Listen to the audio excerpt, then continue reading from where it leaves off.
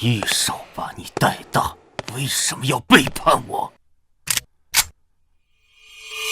你是养了我18年，可你杀了我父母和我姐，这笔仇我一直铭记在心。你怎么知道？结束了，若有来世，我希望能有一个幸福的家庭。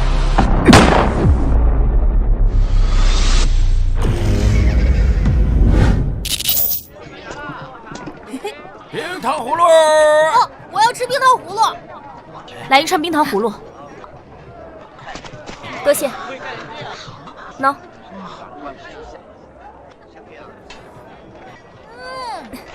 小明，糖葫芦好不好吃啊？姐姐买的什么都好吃，就你会哄我开心。没想到我临死前许的愿望居然真的实现了，这一次我一定会守护好家人的。死了！死人了！死了！怎么了？哎，等等，哪里死人了？什么事啊？对啊。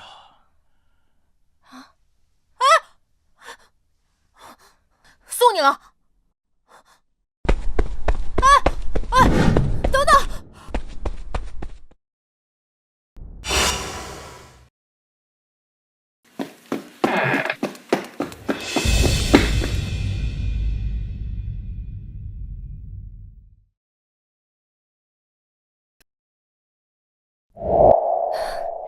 没气了。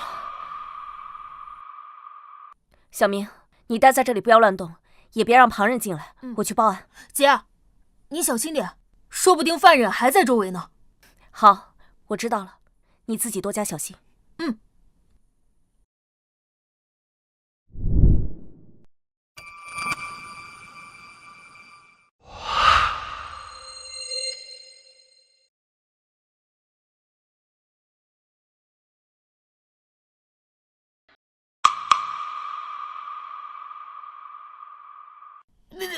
好臭！等等，气味怎么有点熟悉？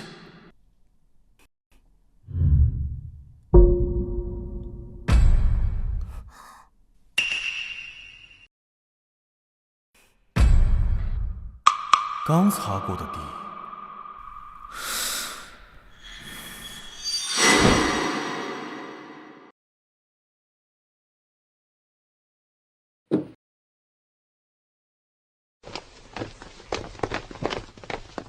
多头就在里面。怎么有个孩子在这里乱翻？谁家孩子这是？小明，不是跟你说了保持现场不要乱动吗？雷多头，抱歉，他是我弟弟周明，平时顽劣惯了，我会教训他的。小子，哎，行了，老雷，别跟小孩计较了，赶紧搜索一下现场。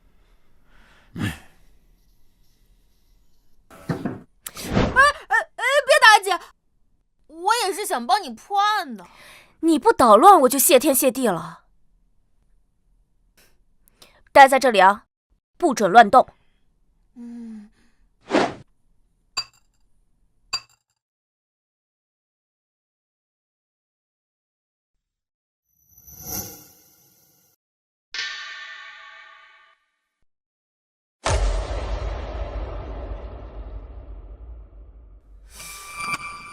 督头，死者身份已经确认，原是宜春楼的红官，名为晚霞。死者自己暂前赎了身，并落户于此，死亡时间大约在酉时以后。脖颈有很深的淤痕，但并未发现其他致命伤。老李，我大致都查了一下，死者的钱财尽失，许是带人入室劫掠杀人。啊？什么劫掠杀人啊？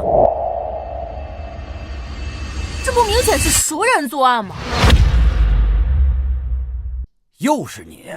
熟人作案，去叫街坊打听一下，死者生前的熟人都有谁？是。阿弟，休得胡言，赶紧回家，莫要添乱了。唐姐，我说的都是实话，你拧我干嘛？你叫阿明对吧？啊，我听你姐提起过你，刚才你说是熟人作案，是不是之前有什么发现呢？一个小屁孩说的话你也信？集思广益嘛，姑且听之，说说无妨。这很简单，首先我检查过死者，他口鼻尚有余温，关节灵活，说明死亡时间不长。此时初冬，小雪已至，尸体只需1个时辰就会冰凉，因此可以确定他的死亡时间大致在酉时至酉时3刻之间。屋内钱财被抢，却无打斗痕迹，尸体更无移动痕迹，说明死者是在床边毫无防备时被勒死，这符合熟人作案的特点。你可曾告诉过他死者断气时间呢？雷督导，小人勘验过后，就只跟您说过呀。等等，屋里没有任何的打斗痕迹，也有可能是凶手突然袭击。死者是一名女子，她可能来不及反抗，就被别人从背后控制。你如此武断地推出她是熟人作案，小子，别不懂装懂，满嘴胡言。你说的也是一种可能，但很明显你忽略了一个最关键的地方，那里是死者平日里藏钱的一处隐蔽之所。我也是察觉到那里的布块被人动过才发现的。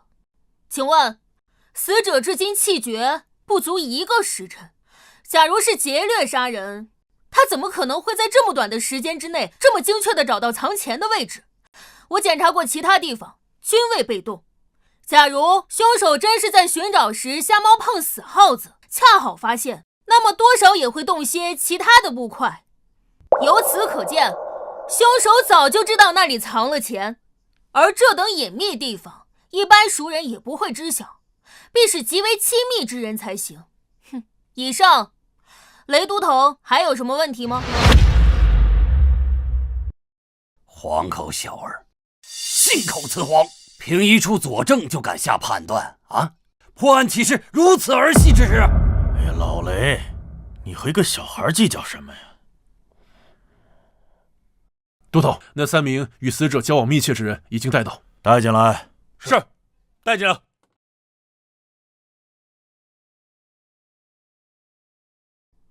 几位，说说吧，你们最近见到晚霞姑娘是什么时候？今日酉时，有人在何处？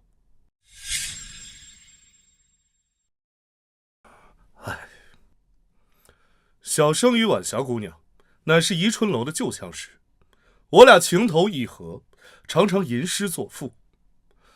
便是她赎了身，也未曾断过往来。说重点。今日小生偶得一佳作，本想与姑娘分享，便于申时6刻前来寻她。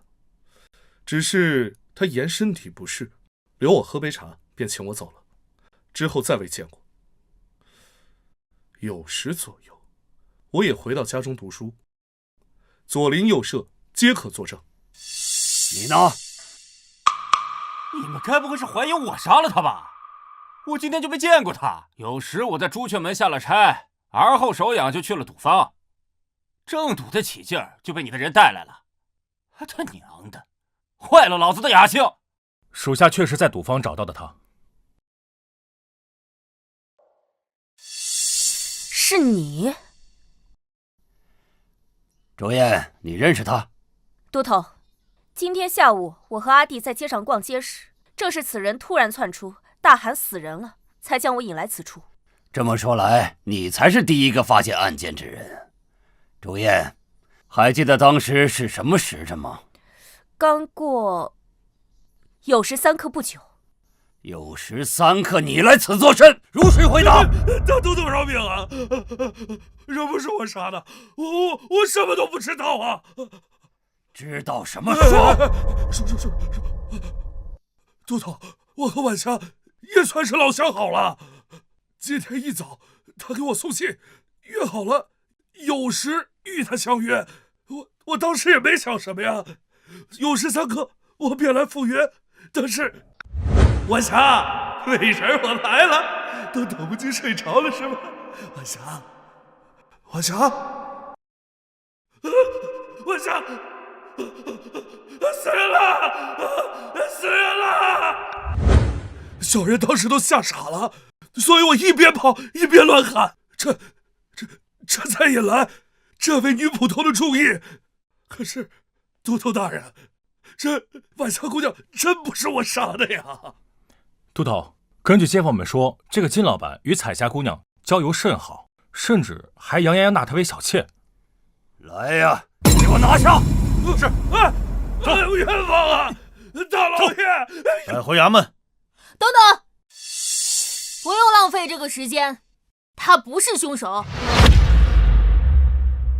又是你这小儿，你说不是就不是，你以为你是谁啊？周燕，好好管管你弟弟。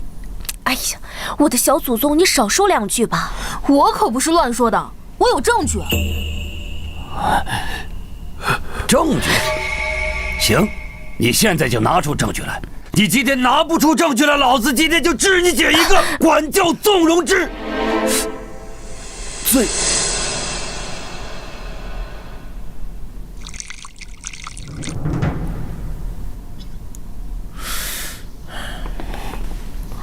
别紧张，先喝口茶压压惊。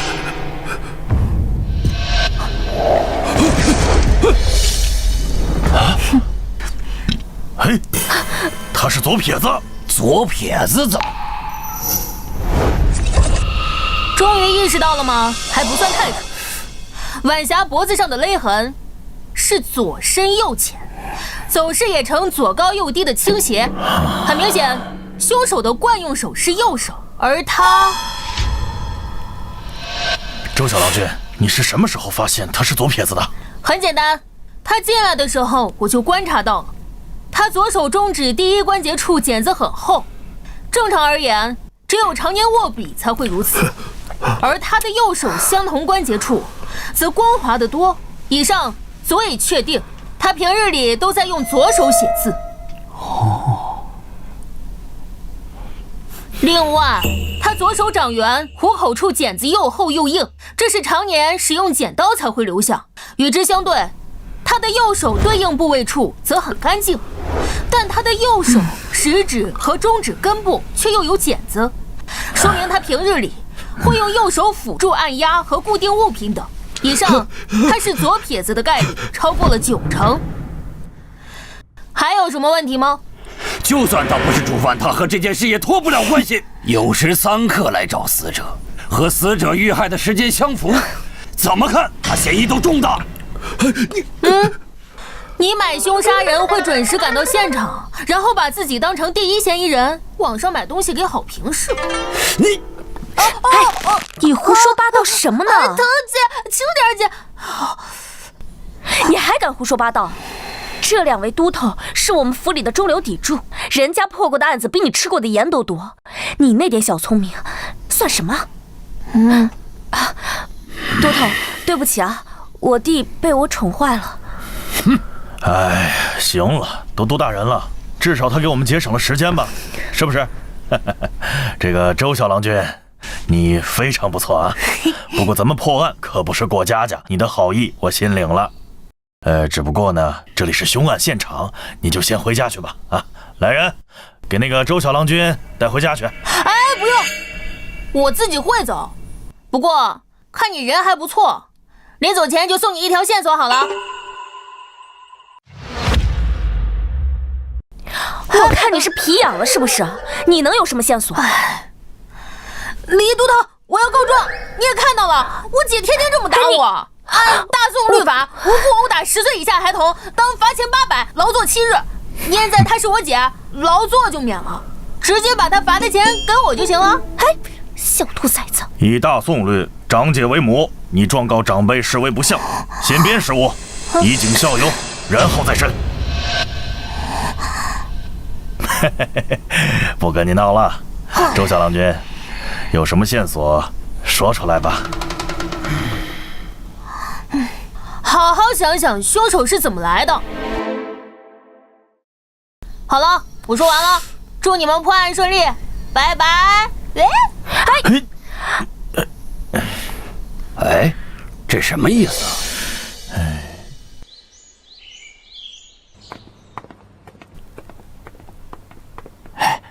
周小郎君，这里就是你姐的宫厅，她正与2个都头上衙见，你稍等片刻。多谢老伯。哎，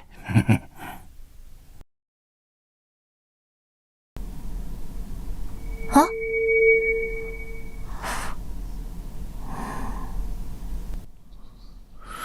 这是3天前的那个案子，他们还没破案。死者晚霞，前宜春楼红官儿，9时左右被勒死于家中，屋内凌乱，钱财被洗劫一空。根据卷宗，最近半年有3人与他走得最近，皆是以前老主顾。这是那3人的口供。我明白是怎么回事了。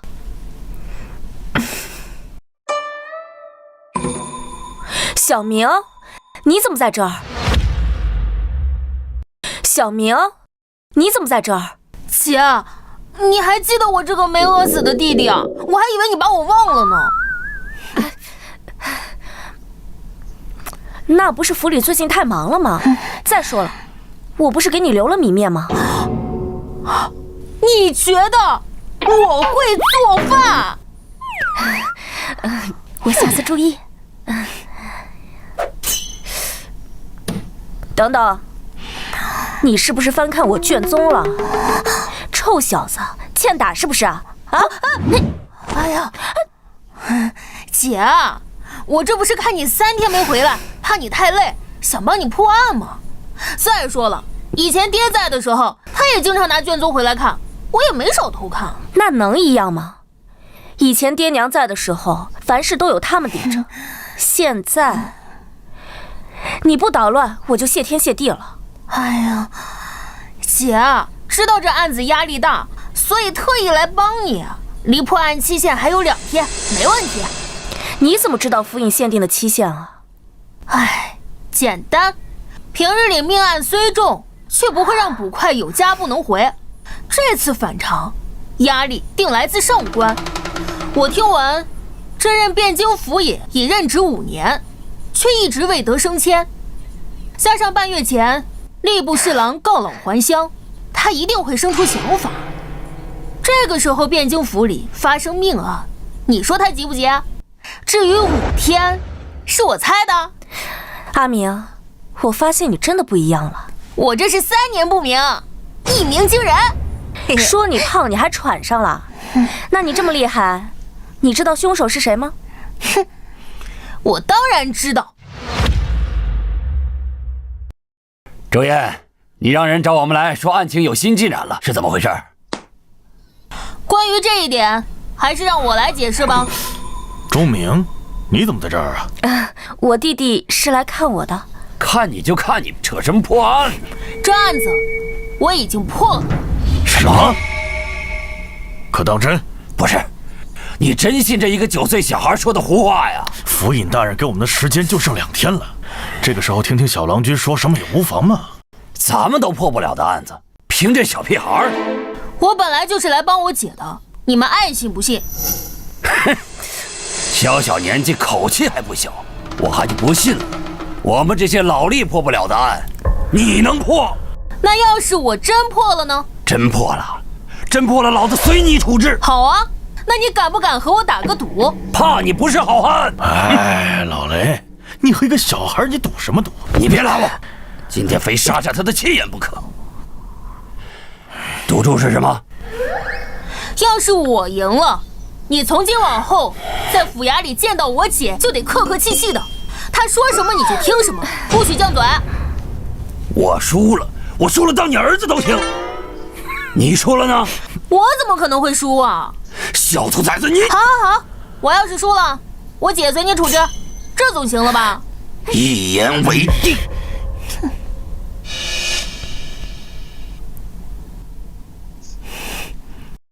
你们整理的案件很详细，包括嫌疑人的过往我也看了。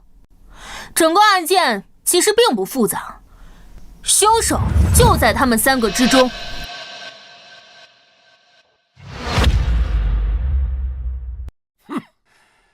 我还以为能有什么高论。我们自然知道他们3个人的嫌疑最大，但孙茂才和于成山2个人在案发时，一个人在家读书，一个人在赌坊豪赌，皆有人证。至于嫌疑最大的金世昌，之前不是被你亲自排除了嫌吗？你们的断案思路错了。我那天说死者丢了不该丢的隐秘之财，你们愣是一个字都没听进去。什么意思啊？死者当天在家里等人。不是，谁告诉你的？很简单的推理，他的房间那天特意打扫过，桌子上放了一碗刚喝完的残羹，茶壶里的茶叶也是新的。这一切都说明他在等人，而这个人必然与他非常熟。这一点我们当然知道，只是始终没有找到那个人而已。当然不止这些，我说过他丢了不该丢的钱财。根据金世昌的供词，他是酉时3刻去的晚霞家，而孙茂才是申时3刻去找的晚霞，再算上他喝茶的时间，最起码晚霞申时4刻还活着。假设孙茂才走后，晚霞立刻被杀，那离金世昌的到来也仅有1刻钟的时间。我之前就说了，能知道他那么隐秘藏钱地方的人，必然是极为亲近之人。而在这半年里，和死者走得最近的，只有他们3人，所以凶手必为他们3者之一。都是屁话，绕了半天不还是绕回去了吗？你倒是说是谁？既然你们那么想知道，那我就告诉你们，凶手就是他。凶手就是他。哼，一派胡言。当日他的行踪清清楚楚，他在朱雀门当差，交差便是酉时，然后他去了鸿运赌坊，离朱雀门3刻钟的路程。我们问过赌场的老板，他到赌场时刚好酉时3刻，根本就没有作案时间嘛。难不成他是非去杀人的？我当然不会凭空污蔑他。鸿运赌场位于西城，距离死者家不到5条街的距离。正常而言，他只需要挤出不到1刻钟的时间，就能完成杀人，之后再堂而皇之地赶去赌坊。朱雀门到赌坊需要3刻钟，那是对常人而言。实际上在汴京有一条路，只需要2刻钟不到的时间便能赶到，只是那条路正常无法使用。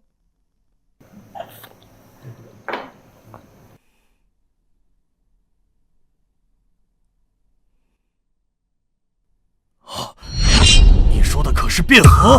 不错，正常穿街过巷当然费时费力，不过走水路那就大不一样。而恰巧汴河是一条南北走势的河，只需要走水路就能刚好节省1刻钟的时间。这只是你的臆断，根本就没有证据。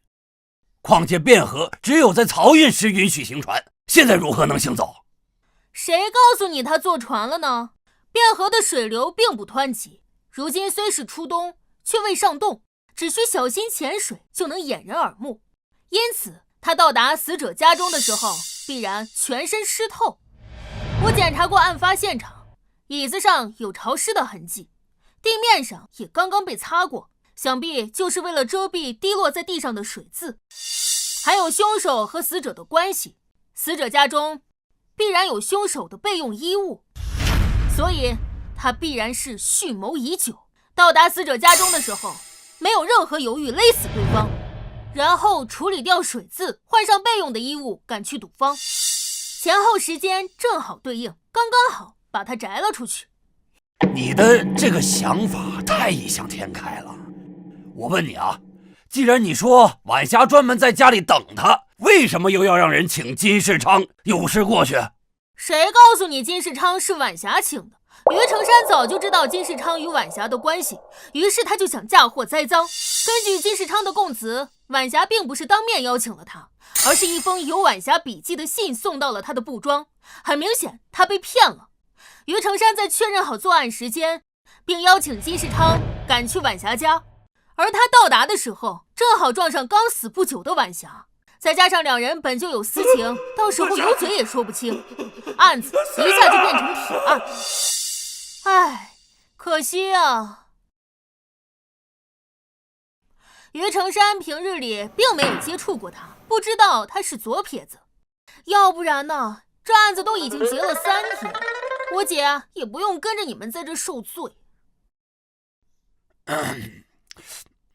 你阴阳谁呢？还有什么问题吗？有，我再问你啊，如果这一切都是于成山计划好的，他为什么要去杀他的姘头？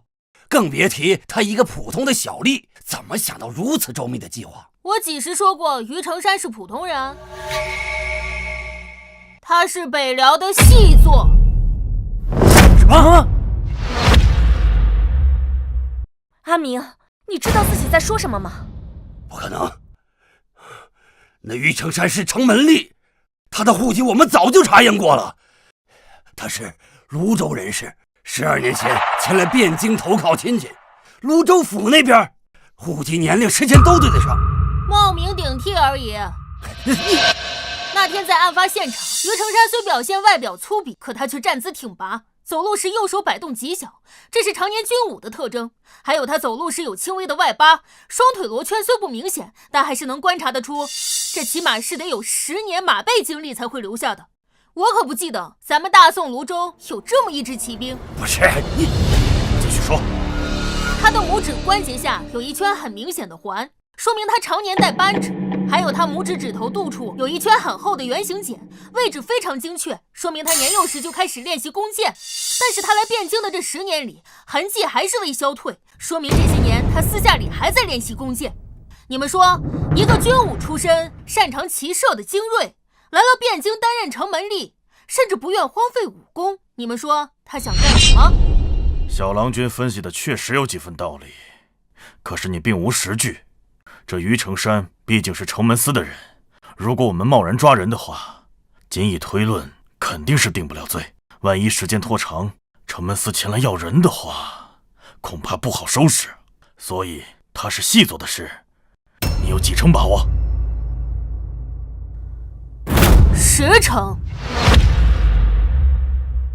好，那我就陪你赌一把。老雷，准备抓人。别冲动。小子，你分析的头头是道，但是有没有点那个实质性的证据啊？我们这样空口白牙的去抓人，事后要是有什么事儿的话，你姐也脱不了责任。我有2个实质性的证据。有证据你不早说？你给我机会说了吗？不是你，好，现在能说了吧？破案之道，万变不离其宗。想要定案，无非就是需要人证和物证罢了。这个案子想要人证，几乎是不可能了。但是物证，那就大不一样。你有物证？我们先简单回顾一下这个案子。3日前，于成山与晚霞约好见面。酉时，于成山交了朱雀门的差，利用汴河的暗流，在酉时1刻至酉时3刻之间赶去了晚霞家中。怎么弄成这样啊？快进来，喝杯热茶暖暖身子。之后，于成山被引到了屋内，坐在了椅子上，留下了水迹。于成山并没有多待，因为他知道金世昌可能随时都会来到。我去给你拿干衣服去。所以他就趁着晚霞帮他拿衣服的时间里勒死了他。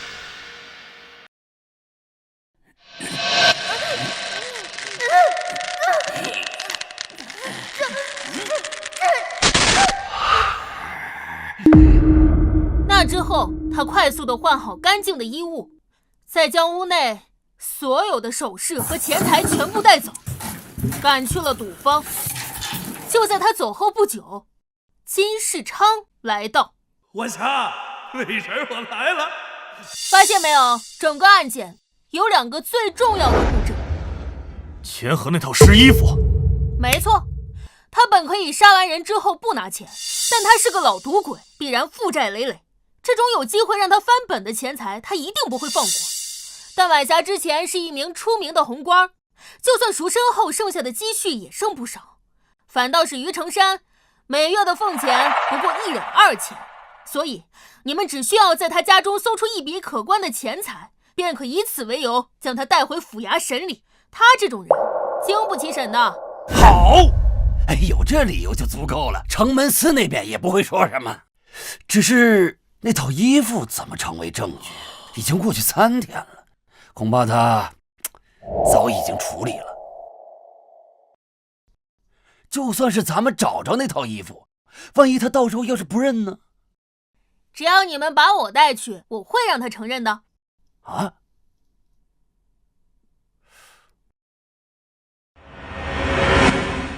姐，你派人去晚霞家的水井处。足够了，事不宜迟，马上动手！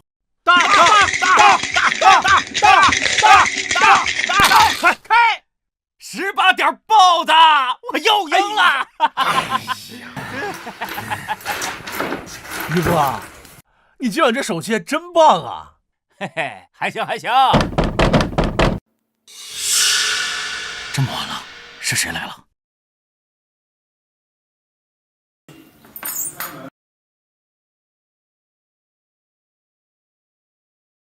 谁呀？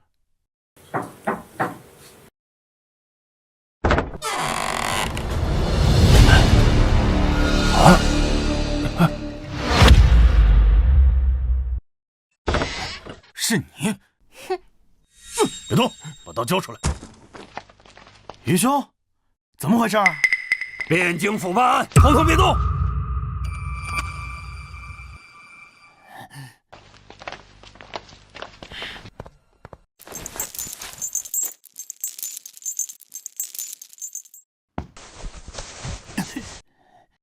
汴京府，你们凭什么抓老子？老子犯了什么罪？老实点儿，我们怀疑你就是3天前杀害晚霞的凶手。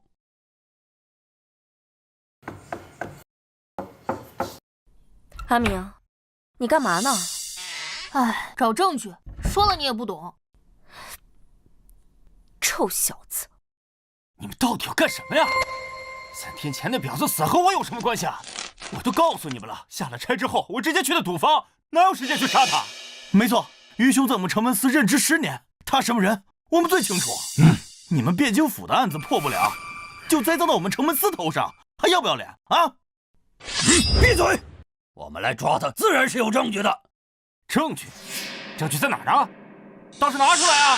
我告诉你们，老子虽只是个城吏，但这些年认识的人脉也不少。今天要拿不出证据，我跟你们没完！都头，找到了。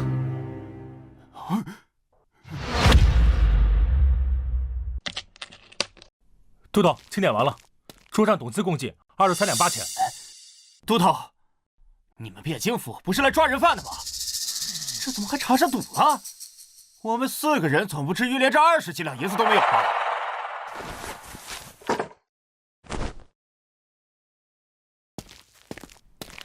我检查完了，都是50两的大银，一共150两。哼，23两白银当然可以有，可是于成山，你每个月月俸1两2钱，这150两白银是从哪儿来的？你们汴京府没事干了，老子有钱也碍着你们了。骂谁呢你？再敢无言，小心你的皮！好得很。你们今天最好把老子弄死，不然等老子出来，定去敲御史台的明冤鼓。你爱去哪儿鸣冤去哪儿鸣冤，但你现在必须给我解释这些白银是从哪儿来的。好，那我就告诉你，上个月我们朱雀门失火，是我提前洞察，并邀众人救火，保住了库中诸多器械。因为有功，户部特批了150两作为赏赐。不信，我在场的同僚皆可为证。对，你们还有什么要问的？啊，没错，当时救火时，我就在场。事后还是我们上官亲自向朝廷禀报，请求的赏赐。你们汴京府可不能冤枉人啊！就算是朝廷赏赐的150两，像你这样的老赌鬼能存得住钱，早就输得一干二净了。这些钱肯定另有来路。哼，没有证据就开始凭空捏造是吧？是你？我想起来了，那天我得罪过你，你这是要公报私仇啊！你胡说八道什么呢？你少装蒜！那天晚上在朱雀门，你背着你弟弟求我开门，你敢说不是你？小叶，怎么回事？都头，是1个月前，我弟弟突然落水，晚上便发了高热。你也知道，我只有这一个弟弟，于是我便背着他去医馆求医，但他实在病得太严重，内城的医馆已经无能为力，只有外城的薛神医擅长此症。君爷，求求你让我们过去吧，我弟弟快撑不住了。宵禁之时，非有皇城司守御，任何人不得同行。我乃汴京府左军巡捕，并非带人。这位君爷，还请行个方便，来日定将厚礼相报。汴京府了不起啊，少在这套近乎，速速离去，否则连同你姐弟一同拿了。我想起来了，我就说这个女捕头眼熟呢。原来你就是那天叫门的人啊！汴京府是抓不到犯人来此公报私仇了吧？于兄，你放心，到了公堂，我定会全力为你作证。哼，多谢兄弟，这次洗刷了冤屈，我定摆下酒席，好好酬谢诸位。放心吧，于兄，公道自在人心，他们汴京府也不能凭空无人清白啊。家书是御史台监察，若是你们要公报私仇，我定要让家书参你们一本。到时候别说他们2个小小的都头，就是那汴京府尹也是要吃不了兜着走。听见没有？快放了我们，否则我们非得把这件事闹大不可。没错，放人，放人，放人！给老子闭嘴！哼，敢做不敢认呢！哼，弟兄们，咱们不用怕。哼，该害怕的呀，是他们。老实点。老李，现在怎么办？实在不行，把他强行押回府里先审了再说。只要撬开他的嘴，这事就好办了。撬不开怎么办啊？这里是京城，有多少双眼睛盯着我们这个案件？我们一旦出了差池的话，受罚的可不只是我们2个。这也不行，那也不行，现在怎么办？哎，周家那小子哪去了？怎么没有人影啊？在屋里。都什么时候了，把他救出来！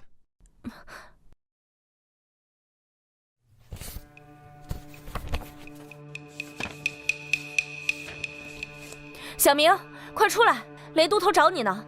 知道了，姐，马上来。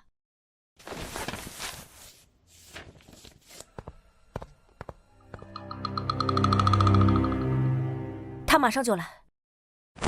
大半夜的吵吵嚷嚷的干什么呢？不知道宵禁吗？刑部的王恒，他怎么来了？王都司，在下汴京府李文广，今日在此捉拿嫌犯，稍后便回府衙。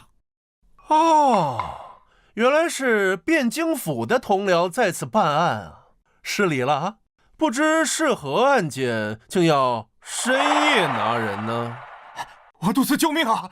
救命啊！小人是冤枉的，汴京府破不了案，就要拿我顶罪，他们根本就没有证据，你一定要为小人做主啊！没有证据。2位都头，怎么回事？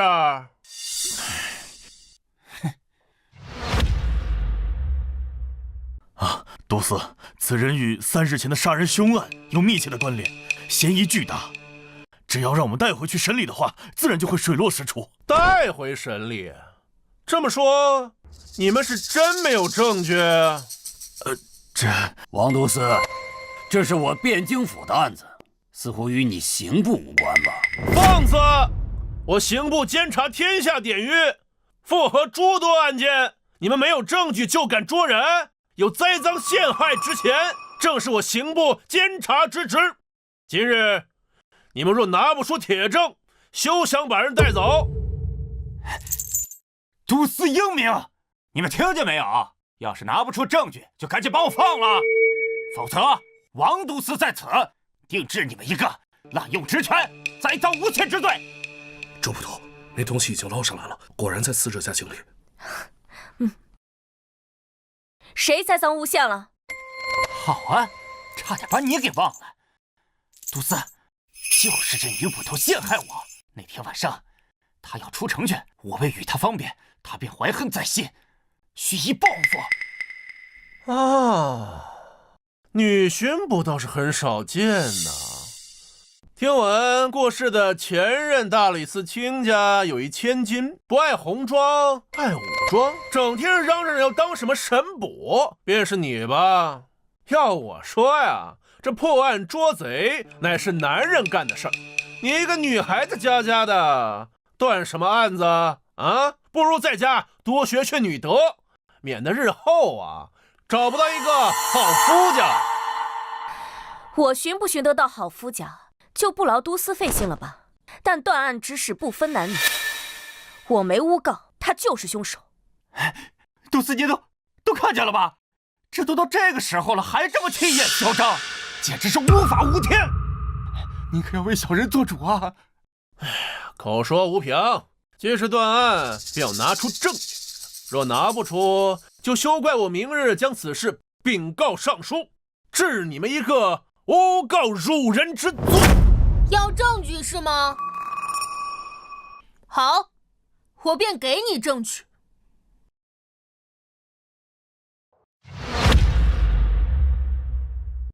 哎，你小子从哪儿冒出来的？都司，他就是这女捕头的弟弟。那天晚上，就是女捕头背着生病的他想要出城，他也是蓄意报复。这孩子是你们汴京府的捕快啊？这是天大的笑话呀！啊，你们一群老巡捕听信一个孩子的，汴京府的脸啊都被你们给丢尽了。你夫人知道你养了外室吗？你胡说什么？你这荷包佩戴的位置很显眼，八成是正室所送。荷包异常精致，有金色细线，是蜀锦中的金线孔雀锦。此锦价值1000金，更是宫中贡品。你夫人定出身高门大户。你身上有很浓的胭脂味，说明你前不久还待在一个女人身边。于成山家在东城，而你夫人乃高门，大概率住在北城。我们来了不过1刻，你就算骑马也无法赶来。再加上朝廷再有明文，在职官员不得夜宿青楼。再考虑到你并未骑马，所以你养的外室离这只有1刻钟不到的步行距离。这案子本不在刑部管辖范围内，可你却能这么迅速地赶到。你收到了消息，你是他的上线？不对，以你的智商不太可能。哦，那你就是受过他的贿。你右手上有老茧，但身为官吏不是农工，所以你也好赌。你们是在赌局上认识的。够了，庶子，你给我等着！哼！哎，王都司，别走啊！王都司！哎，这小子嘴可真毒。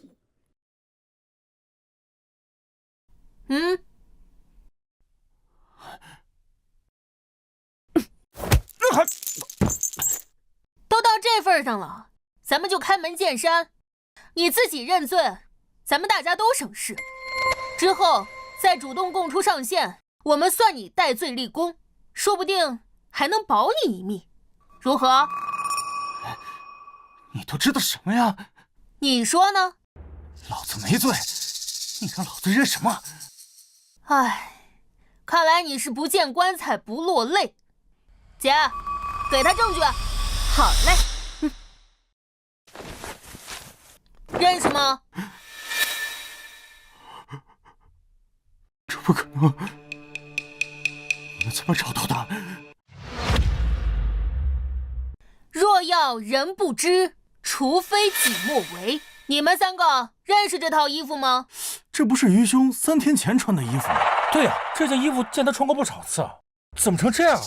没错，我3天前和他一起执勤，我也有印象。你还有何话说？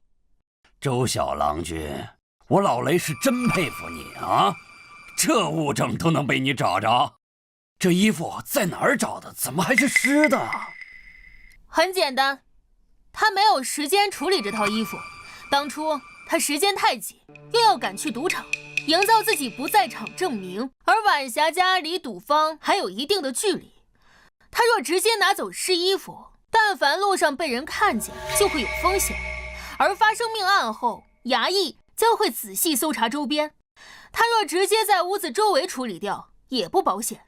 所以，他最好的选择只剩一个。那口水井，不错，就是晚霞院中那口水井。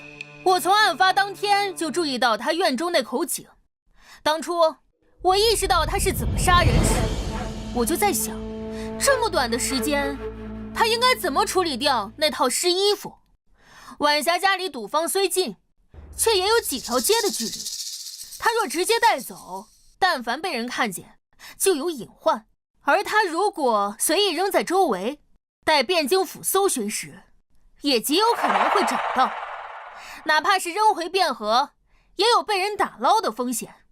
综上，他最好也是最安全的方法，就是把这套衣服绑在石头上，丢到那口井里。案发离现在仅3天，衙役一直在现场盯着，他根本就没有时间打捞和处理掉那套湿衣服。所以，想明白这一点之后，在来之前，我就让我姐派人去那口井里打捞。姐，你派人去查一下晚霞家那口水井。结果果然不出我所料。来人，带走。我与晚霞早就相识，做暗地里的夫妻也有些年份了。那天，也就是我杀他的前一日，我与往常一般去他家私会。夏宝贝，几天没见，想死我了。哎，干嘛呀？大白天的，让人看见怎么办呀？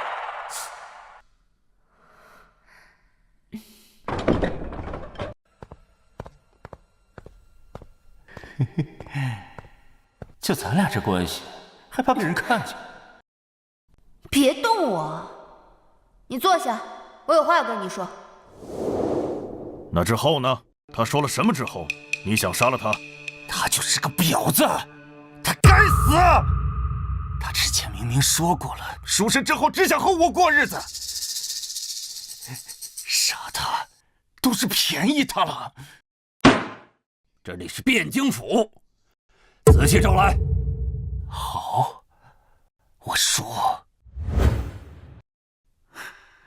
有什么话不能到床上说去啊？我不想再这个样子了。你什么意思？一尺布庄的金老板答应娶我过门，日子我们也已经谈好了，今儿咱们就把话说清楚，分了吧。金老板，一尺布庄的金世昌。你不是说赎身之后和所有人都断了联系，只与我做一对恩爱夫妻吗？我不这么说的话，你能对我死心塌地的？恩爱夫妻，那些骗人的鬼话你还真信？再说了，我跟了你3年，我提过多少次成亲之事，你可曾答应过我？我那是有不得已的苦衷。罢了，若你心意已决，那就随你吧。等等，你还想就这么一走了之？那你还想怎么样？这3年，你吃老娘的，喝老娘的，甚至连你的赌债都是老娘帮你还的。既然现在咱们要两清，你把这么多年我在你身上花的钱，你全部还给我，300两，1文都不能少。你是说他勒索你？对，人们都说无情戏子无义。哼，以前我还不相信，现在不得不信了。继续说。你疯了！我到哪去给你弄300两？那我不管，我警告你，你要是还不了我的话，我就上你们城门司去闹，闹得人尽皆知。到时候你城门立的位置也别想保住。你想干什么？300两不是小数目，我需要时间。这样，明日有时我下车以后过来，到时候把钱交给你。一言为定。那明天我在这儿等你。300两银子对我而言根本无法凑齐，我回家之后难以入眠，最终只能行凶杀人。第二天是你假借晚霞的名义邀请的金世昌，意图嫁祸。是。杀人之后，是你劫走了死者的全部钱财。是。钱财呢？被我熔成银锭了。你们在家里找到的那3枚就是。周燕，让他签字画押。嗯。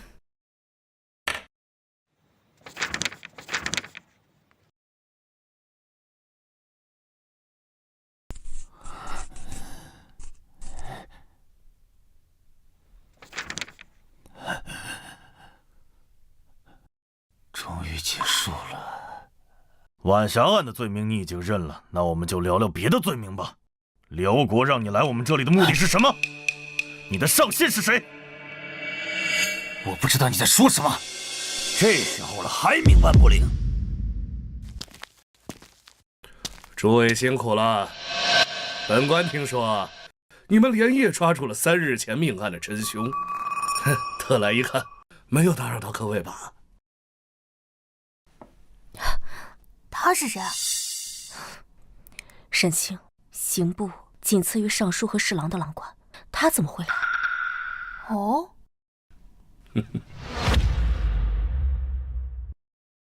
见过郎中。免礼。本官不请自来，诸位不必拘谨。他就是凶犯，可曾认罪？已经签字画押了。大人可否要看一下？周燕。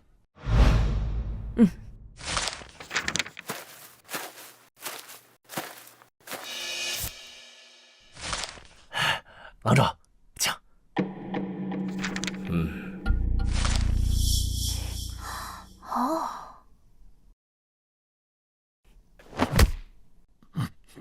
干嘛？快去。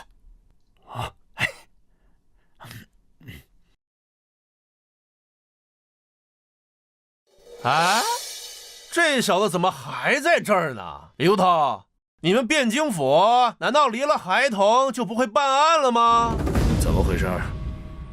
郎中，之前就是这小子在办案现场胡言乱语，干扰下官与李都头等人办案。李都头，竟有此事？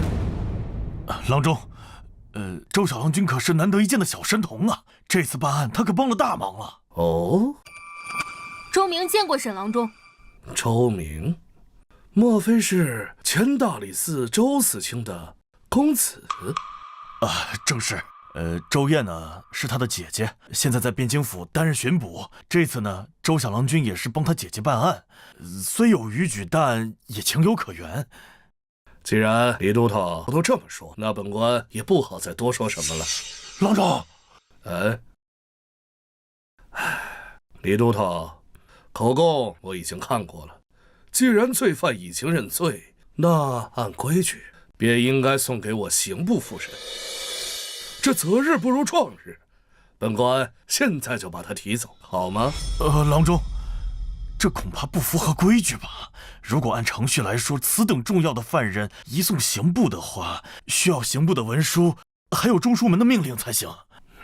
要上命。好，王都司。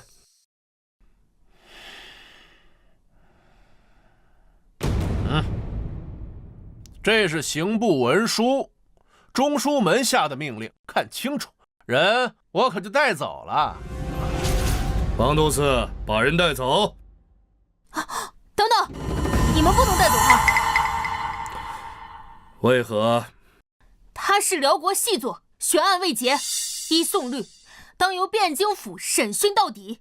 辽国细作，可有证据？尚在审理当中。那就是没有证据。这捕风捉影的事，可做不得准呐。还是把人交给我们刑部吧。王都司，带人走。我说了，你们今天带不走他。李都头，你们汴京府就由着是一个孩童胡闹吗？周小郎君，你看这人不能给他。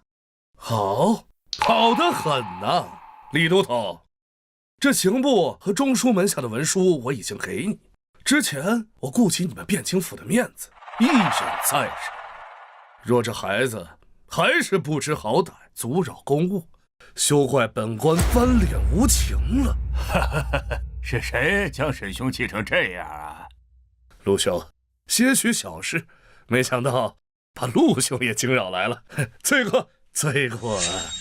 沈兄此言差矣啊，公事无小事，还是与沈兄交接好。李都头，如今什么情况了？啊，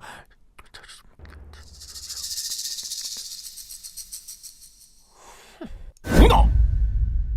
既然有中书门下和刑部文书，为何不让他们提人？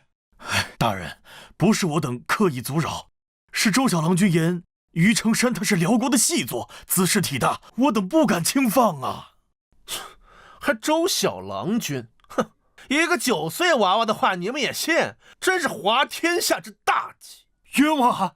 冤枉啊！小人这样的哪会是什么细作啊？沈郎中、府尹大人，你们就算把小人审死在牢里面，我也什么都不知道啊！放肆！府尹大人面前岂能任由你胡言？再不住口，大刑伺候！沈郎中，按理说，你有中书门下和刑部文书，我们不该阻拦。可你也知晓，这辽国和大宋乃是百年死敌，这细作之案关系甚大，不怕1万，就怕万一呀！万一出现什么差错，本府可担待不起。不如今日你先回，犯人让我再审几日，若真审不出什么问题，再交给刑部，如何？陆府也说笑了。这中书门下和刑部的文书俱在，我若是这么回去，他也不好交代呀。自不会给沈兄带来麻烦。3日如何？汴京府再审3日，即刻送往刑部。太久了，就今晚。用不了这么久。让我来审，我现在就能让他招供。笑话，黄口小儿也会断案？陆府尹，你们汴京府该不会连办案的本事都没有吧？我们汴京府人才济济，何须外人？李都头，雷都头，你们立刻审案，务必以最快时间审出结果。是。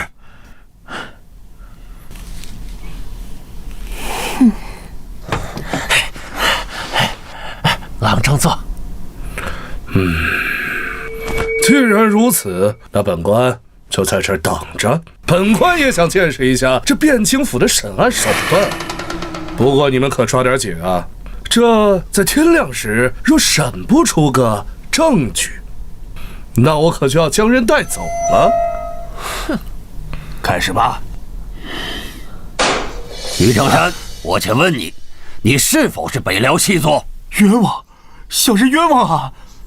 小人是杀了晚霞，但那是因为那女人贪得无厌。至于什么北辽细作，小人当真不知啊！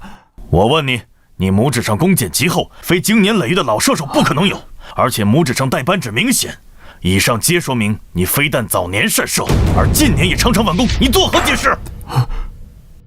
说，村里生活不易，早年间我随猎户进山学了弓箭。至于到了汴京，我虽在城门司，但也有进取之心，因此私下里一直练功，希望有朝一日能通过皇城司的考核。都头，若这都是细作的证据，那整个汴京岂不是遍地都是细作？你的这双罗圈腿，这分明是常年骑马所致，这又是怎么回事？山中猎物需到城中售卖，早年间我常骑驴往返，这才裸腿。这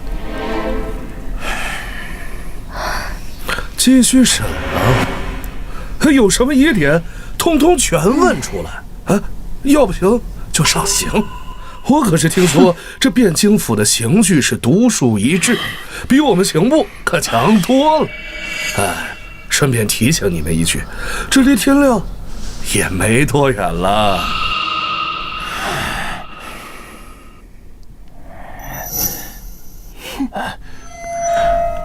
周小郎君，干什么？小郎君真能让这厮认罪吗？你不信，瞎问什么？好，我愿立军令状，我若审不出来，就把我姐赶出汴京府。小明，行吧。那倒不必。我说完了，该你了。我？对啊，我若审不出来，甘愿受罚。但我若要是审出来了，那是不是也该有赏呢？不过我年纪还小，要赏赐也没什么用。如果我审出来了，就直接把功劳算在我姐头上。好，既然你那么有信心，那我们就一言为定。陆兄，你不会真的相信这孩子能审出什么来吧？沈郎中此言差矣。自古以来，年少成名者不在少数。甘罗12拜相，项佗7岁为圣人师，曹冲6岁称相。便是本朝亦有艳相14高中，不管周小郎君亦有此相。人皆言陆府爷豁达从容，今夜深谈，才发现这陆府爷也深谙自我安慰之道。夜深了，陆兄回家的时候要好好补觉，兴许梦中能和甘罗项佗一见。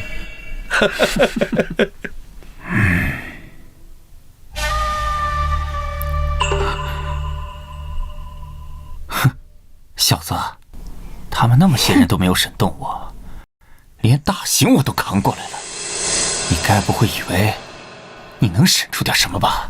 谁说我是来审你的？你是辽国间谍，这一点都摆在明面上，根本就不值得一审。小小年纪，大言不惭。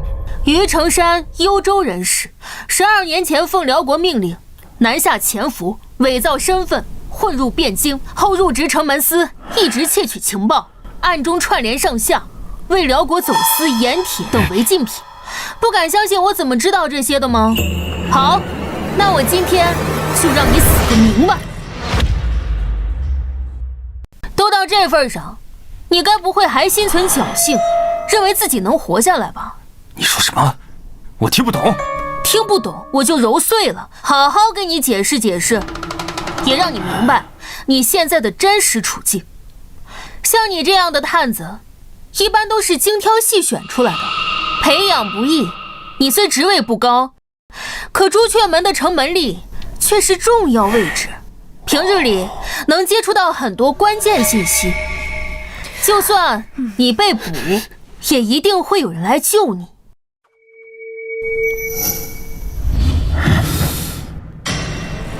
你看我干什么？我又没说你，你紧张个什么劲儿？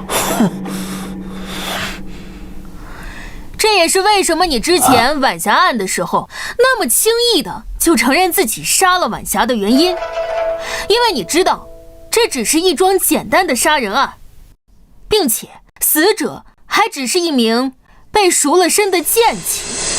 按宋律，无论如何判不了你死罪，再加上你身份特殊，只要细作身份没有暴露，这案子对你的上限来说不值一提，甚至还有100种方法给你减轻罪名。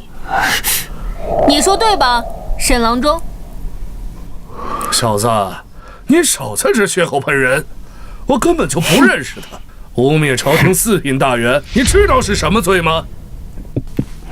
沈郎中别激动，我知道你不是他的上司，你只不过是也盯上了吏部侍郎的位置而已，并且收到了中书门下的命令，前来与陆府尹抢功罢了。陆兄，你不要听那个庶子胡说，我绝无此意啊。我刚才说的只是你的重要性。沈郎中和王恒他们的确是来了，但是是不是来救你，就是两说了。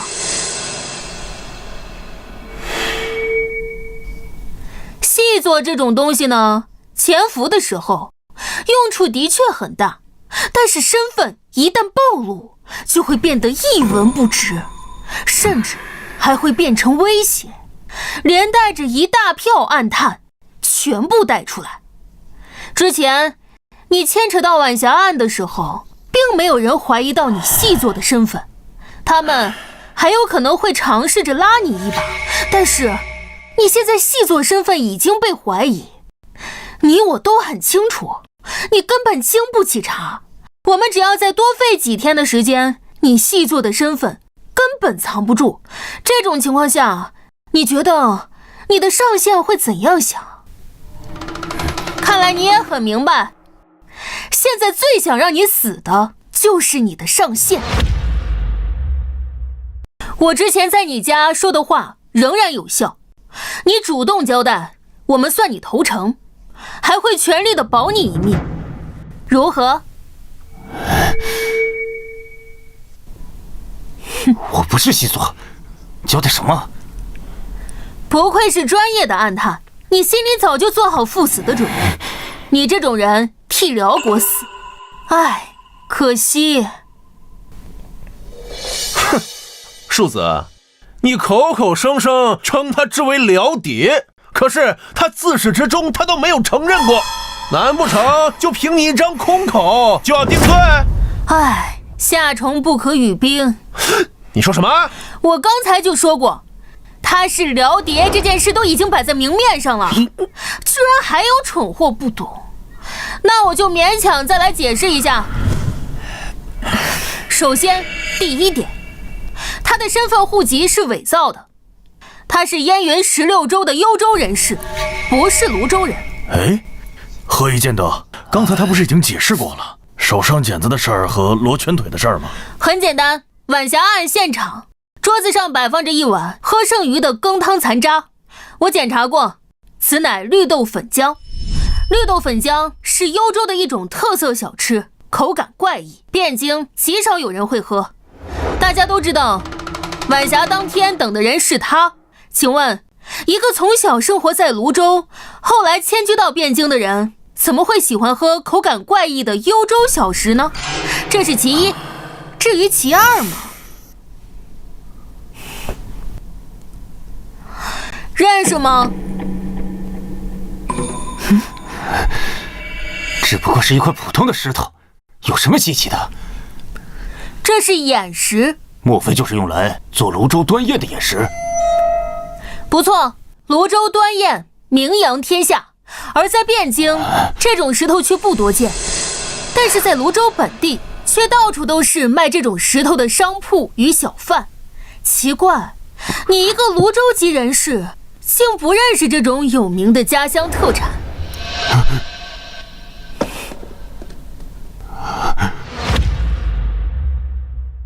基于这两点，你就不可能是泸州户籍，再加上你手上的茧子和常年骑马的痕迹，于成山，你还想狡辩你出身泸州？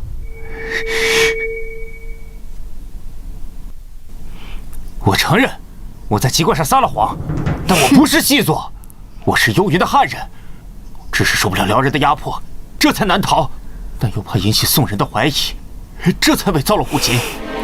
但我真的不是细作呀！你不觉得你说的话很可笑吗？伪造户籍，在大宋伪造户籍，特别是迁到汴京来的户籍，你知道有多难吗？上上下下要打点多少关系，经过多少衙门，就凭你一个逃难来的普通人？我不是细作，我什么都不知道。夫人，到现在这小子还冥顽不灵，动大刑吧。不必，我会让他开口的。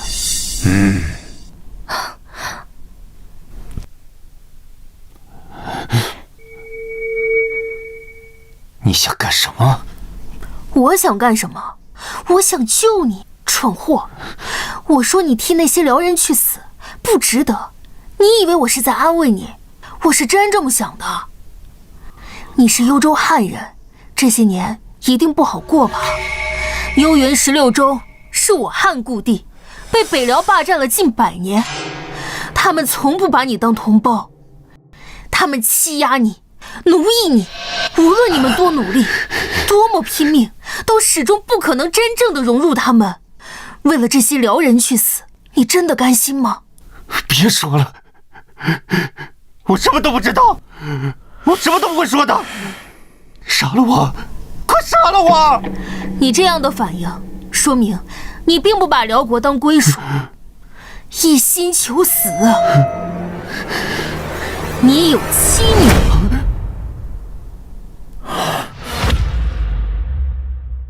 你都知道什么了？我知道的很多，多得超乎你的想象。认识这个吗？哪来的？怎么会在你手上？还给我！我从你屋里找到的，在你枕头底下。是你女儿送给你的？这福袋的用料并不好，只有中间用了红布，说明你家里并不殷实。这福袋里面放了5根桃木，是用来祈福转运的。福袋有好几处磨损，里面的木头也已经腐烂了，这说明有些年头了，并且被你常年握在手中。能让你这么思念的人，8成是你最亲近的人，要么是你的妻子，要么就是你的女儿。这福袋的做工并不好，很明显是初学者，是你妻子的可能不大，所以是你女儿在你临来之前专门为你准备的。哎呦，刚学女红的年纪，6、7岁，那可真美好呀。12年，你有多少年没见过他们了？要是他们还活着，也到该嫁人的年纪了。你说什么？哦，原来你还不知道他们已经死了呢。胡说八道！黄口小儿，信口雌黄，我杀了你！他们活着，他们活得好好的，害我来之前他们偏偏答应我。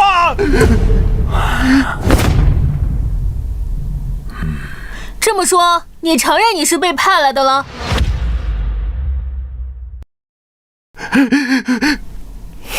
他们还活着，一定还活着，对吧？你都已经知道答案了，又何必来问我？你比我更清楚那群辽人的德行。你离开家门的那一刻起，家里没了男人，他们在燕云的下场，你比我更清楚。不会的，他们答应过我，他们答应我会照顾好他们的。你竟然相信那群辽人的信誉？你很明白，敌国间谍这种事情基本上都是有去无回的，而你踏入大宋的那一刻起，在那一群人眼里，你就已经和死人无异了。所以你说他们对死人的家眷通常是怎样的？不，你骗我，我不信你，你骗我！信不信是你的事，还有什么想说的吗？唉，何必呢？现在你细作的身份已经坐实了，就算死撑着不交代，那无非也就是让我们汴京府多费些功夫罢了。听我一句劝，那后面的刑具可就不是靠意志就能熬过来的了。你现在主动交代，我还能请府尹保你一命。于成山，你若现在供出其他暗探，本官保证定留你一条性命。这可是你逼我的。于成山，我告诉你一个秘密，其实你在大宋还有一个孩子。这样，我们做个交易，你主动供出上线，我就告诉你那个孩子的下落。我不信你，你先告诉我。好，但你要保证，我说了之后，你要主动交代你知道的一切。好。之前的晚霞案，你说谎了不是吗？这种9真1假的谎言最难揭穿。你当时说晚霞威胁你拿出300两银子，不然就天天去找你闹。但事实上，以你的手段，怎么可能会把一个娼妓的这点威胁放在心上？所以，他必然是拿捏到了你的痛处。他发现了你细作的身份。你这些都知道？这世间的秘密最难瞒的就是枕边人。我检查过晚霞的住处，还仔细看过汴京府的卷宗。晚霞的住处有许多与男人共同生活的痕迹，而那个男人，毫无疑问就是你。凭什么？那个婊子情人那么多，留宿的不知道有多少，你凭什么就断定是我？你错了，他只有你一个男人。不可能！不敢相信吗？也正常，我知道的时候也震惊了好久，但事实就是这样。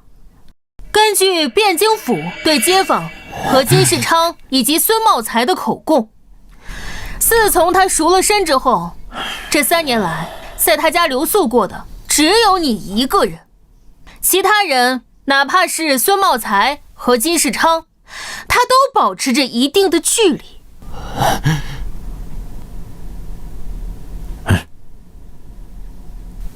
不可能，这不可能！你在骗我！那你知道她怀孕了吗？你这种细作，哪怕内心再强大，本质上也是孤独的，因为你们每天生活的环境、接触的所有人都要小心翼翼，时刻防备着，也因此，你们内心深处所渴望的是与家人的温馨。根据你之前的口供，这3年里，你对他多少也是有感情的，他也是的。甚至在这3年里，他曾不止一次的向你提出过成亲，但都被你拒绝了。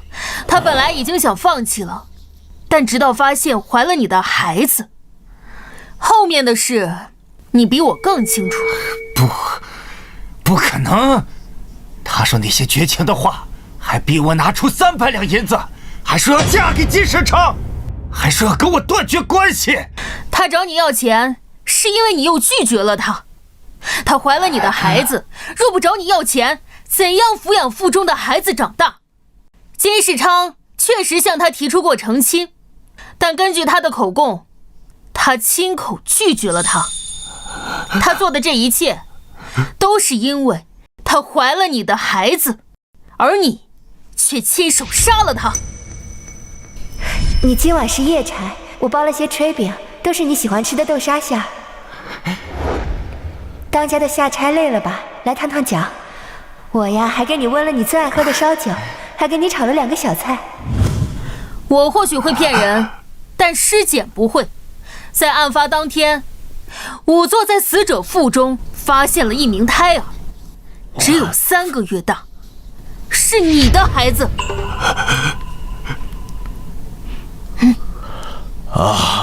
是啊，我都做了20多年的捕头了，还头一次见到这种场面。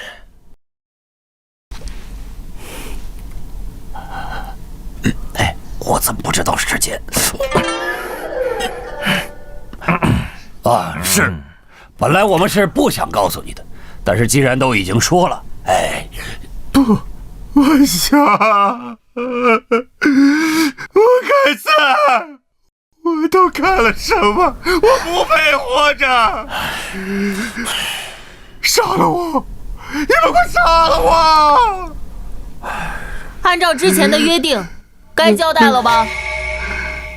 我说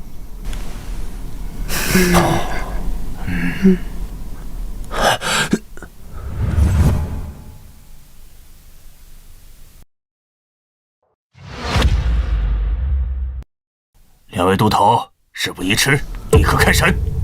是。你既然愿意交代，便从实招来，说你是受何人指派来我大宋，任务为何？你的上线是谁？你们用何种方式取得联系？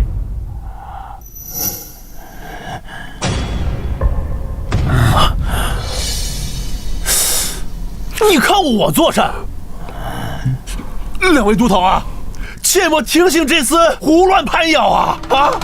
王都司，他还什么都没说呢，你慌什么？于成山，看你这副派头，莫不是想说王都司是你的同党？他不是，但是他收受了我的贿赂，提供了很多方便给我。逆贼，安敢血口喷人！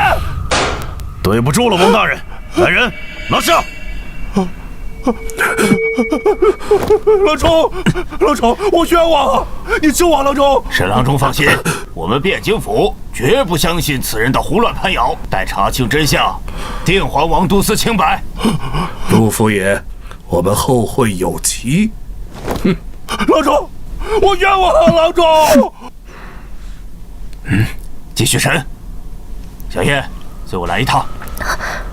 哎。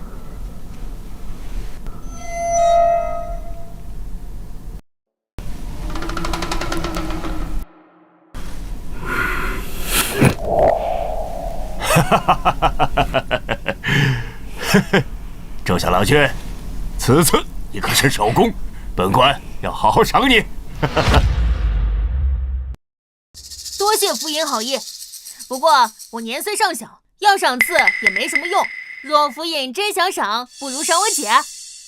哎呀，叫什么府尹啊？平白身份了，叫世伯。至于你姐，自然会有赏。小燕，此案中你也立功不小，不过细作之案关系重大，具体什么功劳还需上报中书门下才可定下。嘿，你先委屈几日。多谢府尹。哎，谢什么呀？生分了。哎，说起来啊，你父亲生前与我同朝为官，如今是该对你们多加照拂才是。小燕啊，这几日你为这个案子奔波辛劳，不过本官接下来也有几日清闲，不如让你们休沐几日，一同前往城外的庄园玩上几日，顺便散心，你们意下如何呀？府尹好意，我和我姐既是府尹的好意，我们自不好拒绝。不知何时前往？哎，不过今日天气确实晚了，我还有些公务要交接，你们先回去歇2日，待2日后我派马车过来接你们。哎呀，我老了，已经熬不住了，我要先回去睡了啊。世伯慢走。哎呀，终于结束了，可累死我了。姐，我们好不容易有休沐，为什么要答应府尹去他的园子？我看那个府尹虽表面清正，但他印堂狭窄，有阴晦之相，不像好人。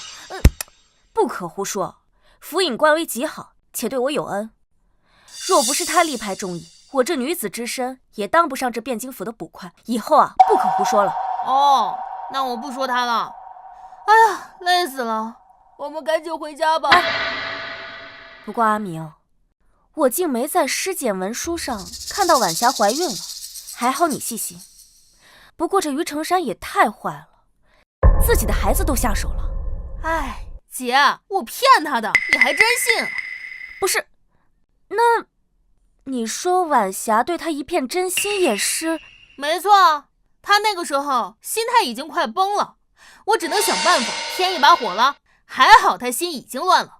其实我这番说辞漏洞很大，但凡是正常人都听得出来。嘿，臭小子，暗示谁呢？姐，我不是说你啊。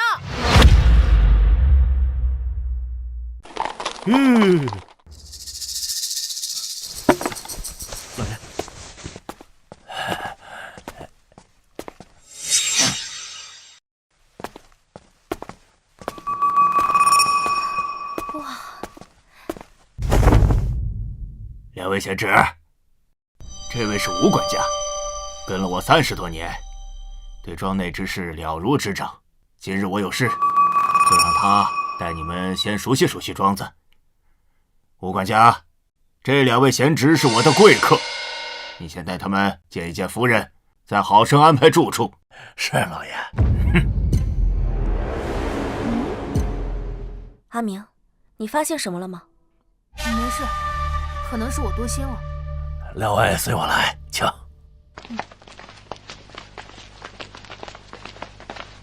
这庄子本是老爷的游玩之所，每月只有休沐时会来几次，日常都是柳夫人负责打理。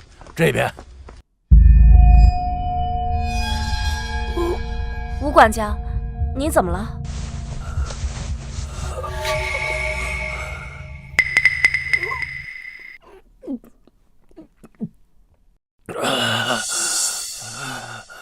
两位见笑了，老毛病了，一旦发作便心慌难耐，双手更是止不住的颤抖。年轻时候还好些，如今越发不受控制了，喝些酒就好了。请，二位请，给我站住！别跑！狗奴才，少爷教训你还多！二少爷，又是谁惹二少爷不快了？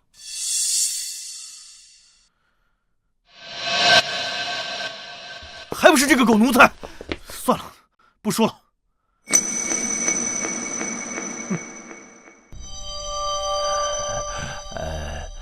两位莫怪，这二少爷呀，一直是这个脾气，谁也没办法。不怪不怪，还是赶紧带我们去见夫人吧。好，来请。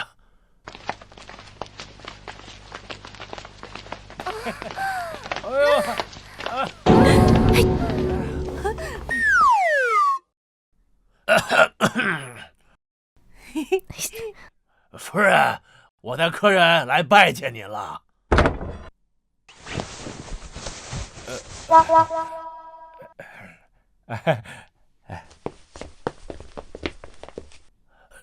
这是曹医师，夫人常年体弱，在府里多是吃他的药调养。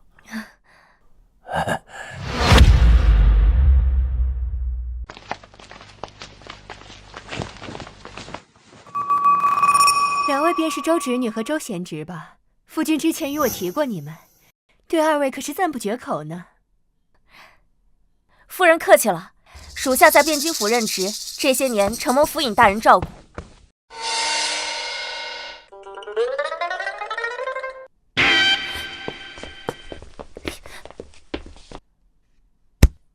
不得无礼！夫人，小弟顽劣惯了，您莫要见怪。令弟是活泼好动的年龄，我又怎么会见怪？吴管家，为二位准备客房，好生招待。是，两位请随我来。逆子，你给老子滚！老子没你这个儿子！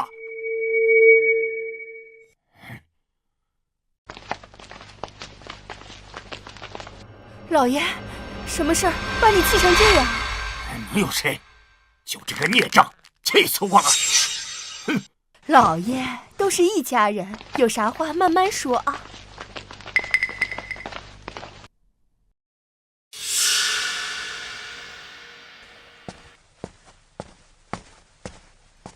文成，你先起来，有什么事儿跟姨娘说。走开！哼，少在这装好人，惺惺作态。反了！这个逆子反了！我要把他赶出陆家！我没他这个儿子！哼！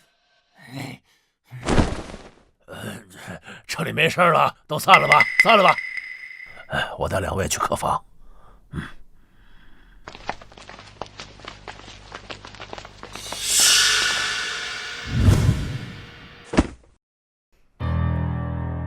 阿明，我怎么感觉这趟不该了？我早就说了，不过来都来了，就只能先住几天，只能希望别出什么差池。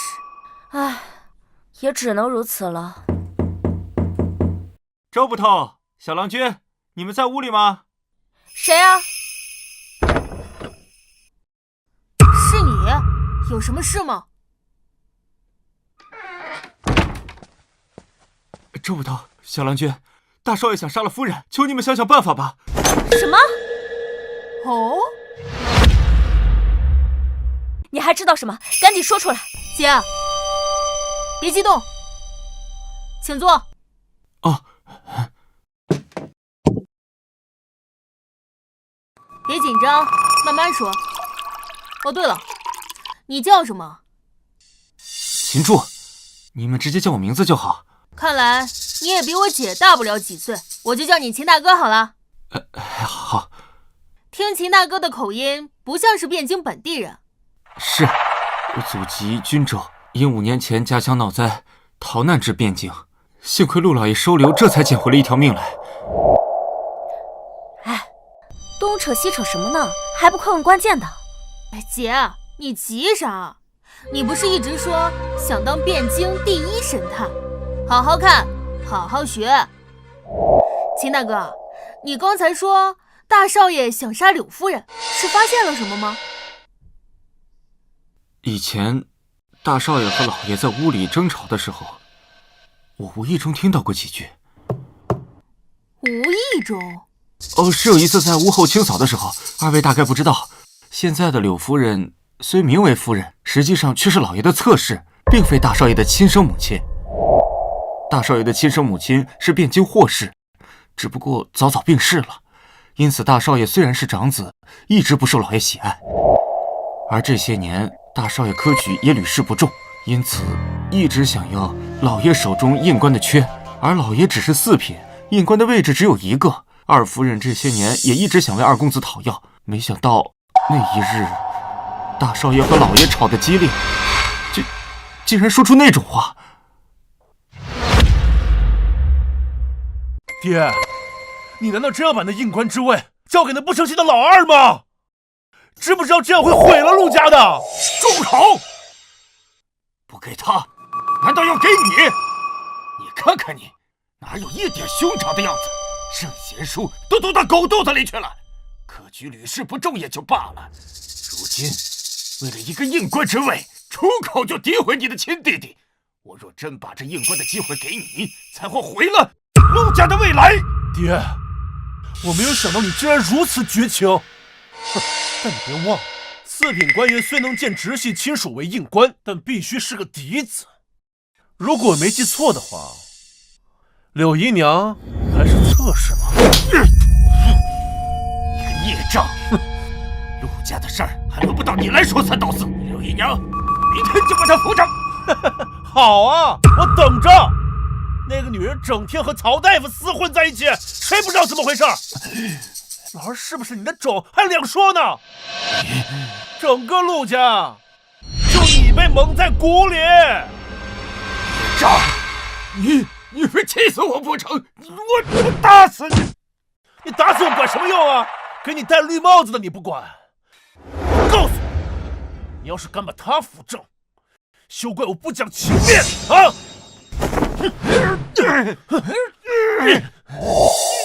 所以你认为不留情面就是下毒手的意思？是的，这小郎君，我来陆家5年，多少了解些内幕。当初老爷娶柳夫人的时候，霍夫人还在，只不过后来柳夫人受宠，霍夫人才郁郁寡欢。后来那些年啊，患了重病，才撒手人寰。因此，大少爷一直认为是柳夫人害死了霍夫人，双方关系一直不好。我明白了。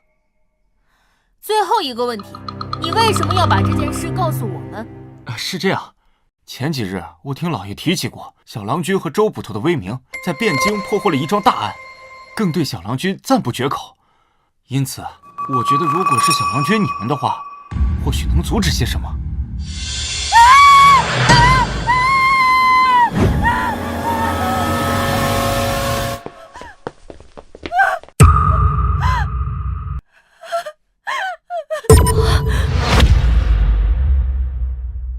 夫爷，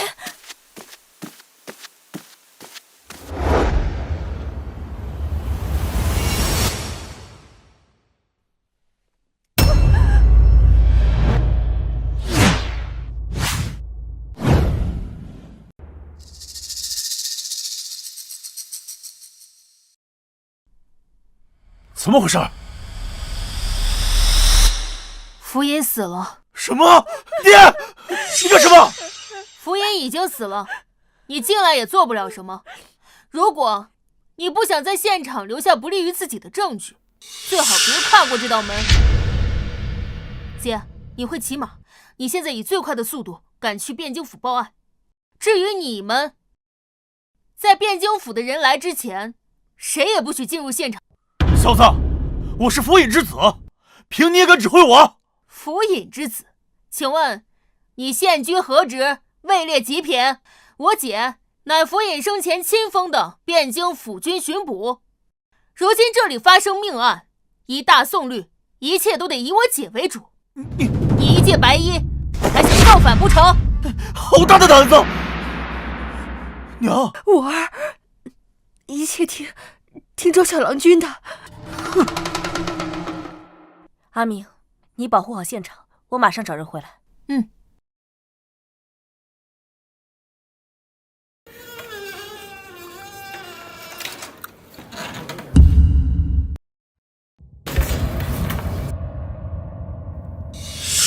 柳夫人，您是拿钥匙开的门，门之前是从里面反锁的。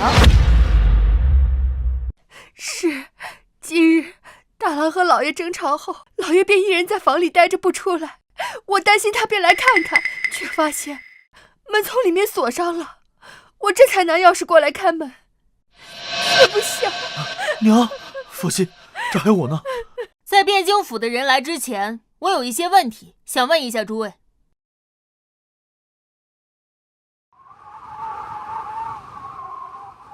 在哪儿？在哪儿？府尹大人在哪儿遇害的？周小郎君，夫人，两位郎君。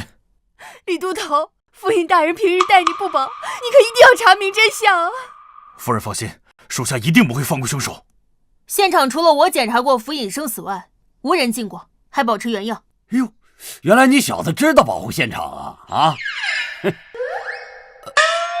我没说错什么呀。柳夫人，还劳烦你们在门口等着。娘，这里有李都头他们就够了。伤心过度对身体不好，您先回房休息吧。大郎，我们先回去吧。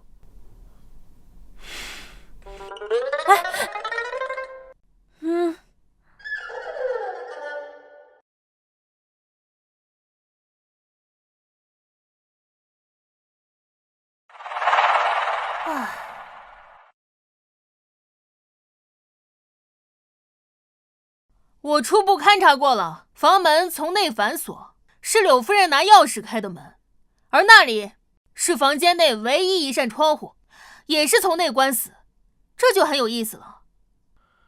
周小郎君的意思是密室杀人案。密室杀人？什么叫密室杀人？就是一间密闭的屋子内，只有死者一个人的案子。我一般把这种案子统称为密室杀人案。一般来说，各种案件，密室杀人案是最难破的那一类，但也有例外。府尹脖颈处有伤口，极细，交于后颈，是被人勒死的。凶器是一种极细的线。极细的线，那是什么？琴弦、风筝线、弓弦、千锤百炼的铁线，这些都有可能。府尹指尖里有血肉残留，与脖颈上不规则的小伤口对应，应该是他自己用手抠的。是府尹大人被人从后面勒住脖子，试图用手扯开那个线而留下的。看这种情况，府尹应该是坐在这里读书的时候，被人突然从背后勒住了脖子。府尹身体留有余温，说明死亡时间不会太久，可能不超过半个时辰。屋内范围不大，能藏人的地方几乎没有。府尹身后的书架无法藏人，凶手无论是从哪里出来，都无法躲过府尹的视线。又是熟人作案？大概率是的，而且不是简单的熟人作案，凶手就在庄园内。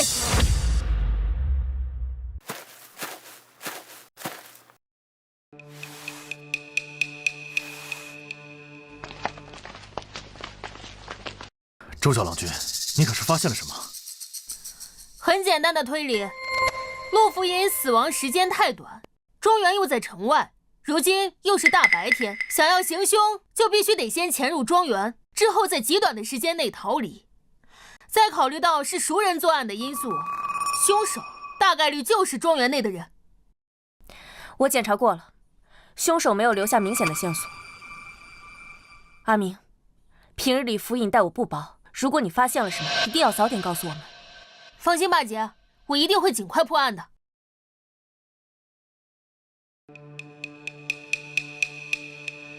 周小郎君，吕都头有话想说。小郎君，那细作的案子刚被查出3天，正在审理当中。这时候府尹突然在庄园暴毙，你说这是否过于巧合呀？李都头认为这2件事有关联。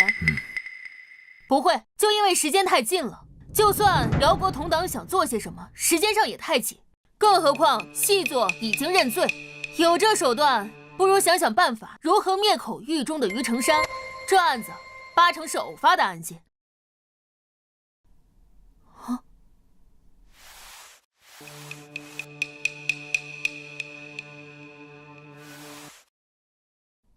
哎，上面有血，是凶手留下的。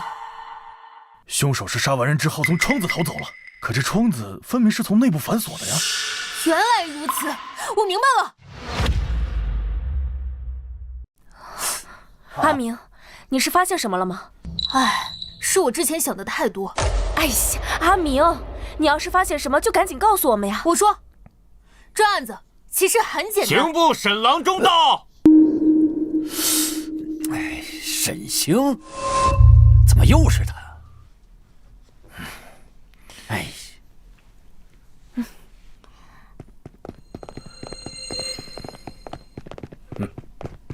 还真是巧啊，他们又见面了。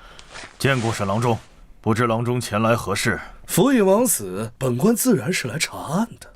沈郎中，这不对吧？府尹之案虽是命官之案，却也是凶案，依属地该由我汴京府负责，待出结果交予刑部复审。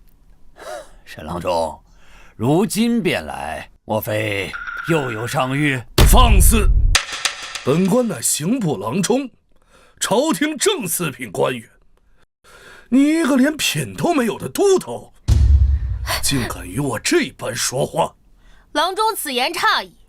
雷都头虽只是汴京捕吏，但依宋律，汴京境内的命案都由他来负责。沈郎中虽位高，却无权过问此案。难不成沈郎中比宋律更大？在我们大宋境内，自然一切依宋律行事。但你说我无权过问此案，却也不见得。来呀，给这2位都头还有他们姐弟俩看看本官新的任命书。是。中书门下迭，奉敕调刑部4郎中沈星10月初7赴汴京府，任全知汴京府事。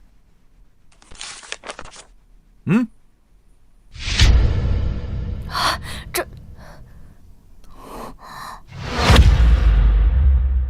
如何？本官是否有权过问此案呢？沈星接任汴京府尹，怎么会有这种事情？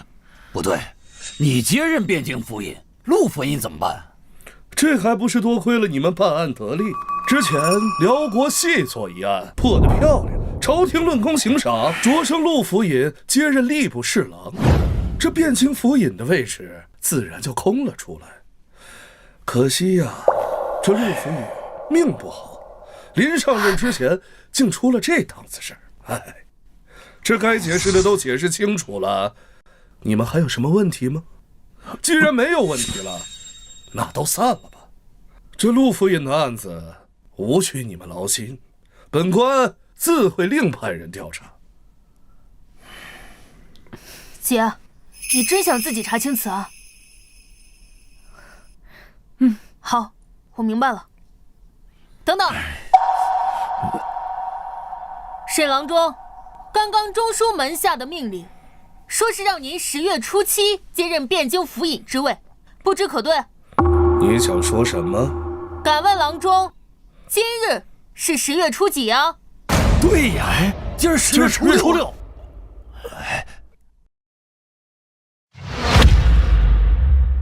今儿10月初6了。也就是说，按中书门下的命令，沈郎中明日才是汴京府尹。小子，你当真闹得如此难堪吗？可别忘了，你姐今后可还是在汴京任职。陆府尹与我有恩，今日遇害，若是抓不到真凶，我万难心安，还请郎中成全。好得很。你的意思是说，这个案子要由本官来查，便查不出真凶，无法给陆府尹一个公道吗？我不是这个意思。你最好不是。郎中，府尹遇害，我等府中老人皆悲痛万分，希望能早日查出真凶，以为府尹在天之灵，望郎中成全。成全。你们是铁了心的要跟本官作对，那本官就成全你。不是说本官明日才上任吗？好，那本官就给你们1天时间，本日内你们若破了此案便罢，若不然，明日本官就治你们一个办案不力之罪，都给我等着办！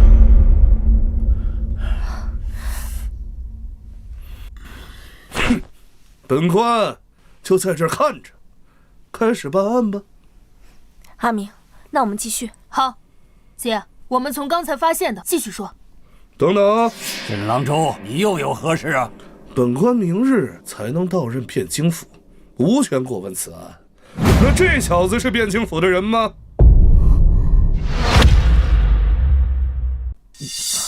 郎中，他是我弟弟。本官知道，本官是问他是汴京府的人吗？不是。哼，既然不是，那为何让他参与？周小郎君是我们请来的帮手，为何不可过问案情？那汴京府有帮手这个职务吗？雷都头，现在离天黑也只剩下半天，你最好要抓紧些。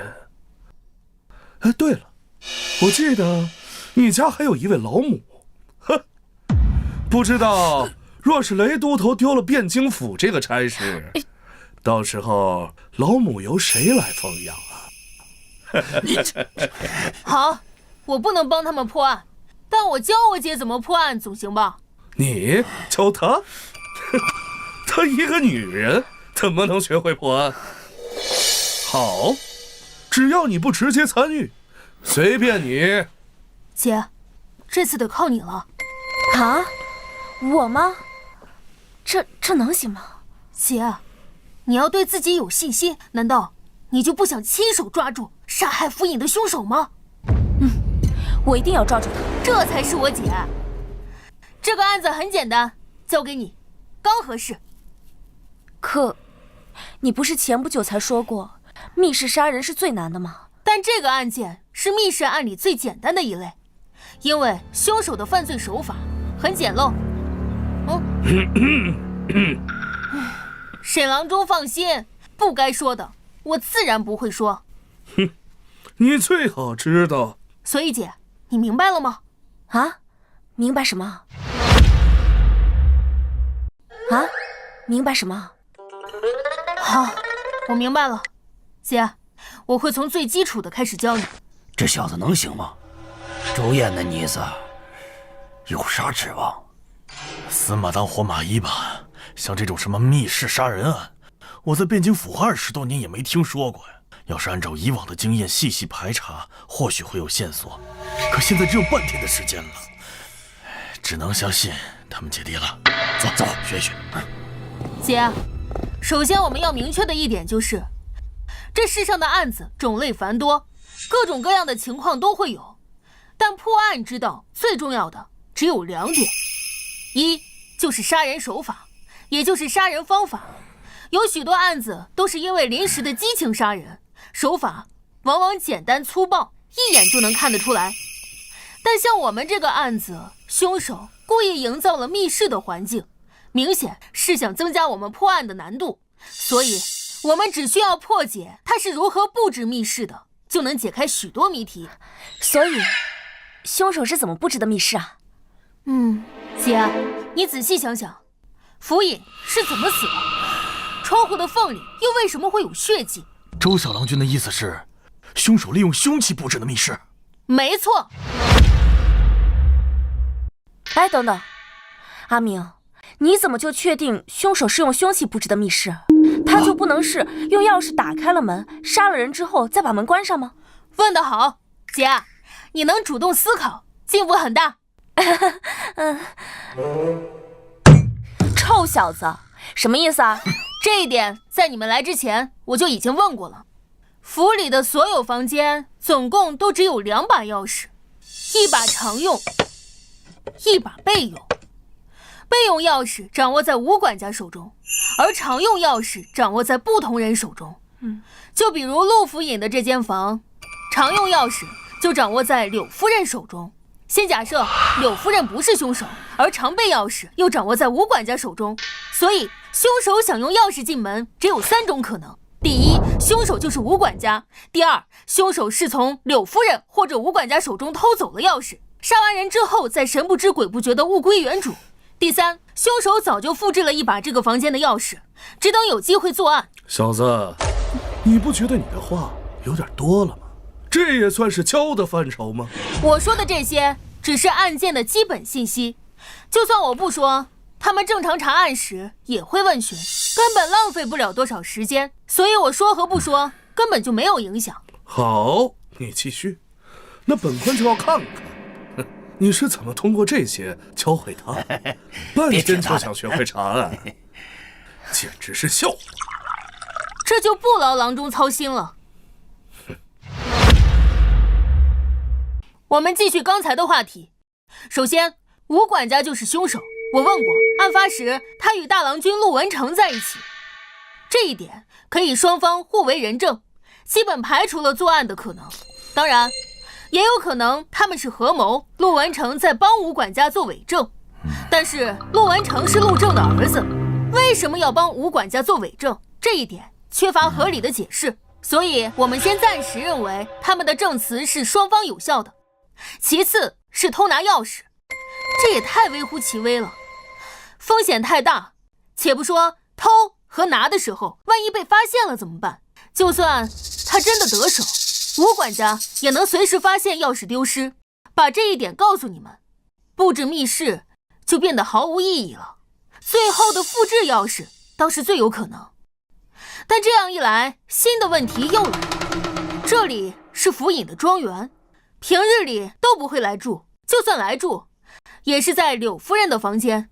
但除了柳夫人的房间，府尹也有其他的备用房间，凶手很难确定府尹每一次住在哪里。复制钥匙的意义也不大，除非他能把陆府尹所有房间的钥匙都复制一次。但是他要是有这本事，陆府尹可能早就被杀了，根本等不到今天。难怪你说从一开始就是密室谋杀。哎，你从那时候就想了这么多吗？这只是基本的逻辑而已，不是个人就明白吗？既然暂时排除了钥匙开门的情况，又确定了凶手杀人的凶器，那我们可以来做一次案情复原，这对你们破案会很有帮助。案情复原？周小郎君的意思就是让我们再模拟一次府尹被杀的经过。没错，李都头，麻烦你去找一根琴弦来。哎，你去。好嘞。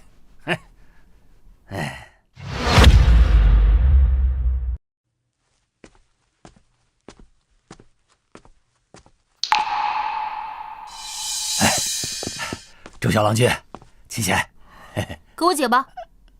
哎，雷都头，你坐到府尹之前的位置上去。我？快去。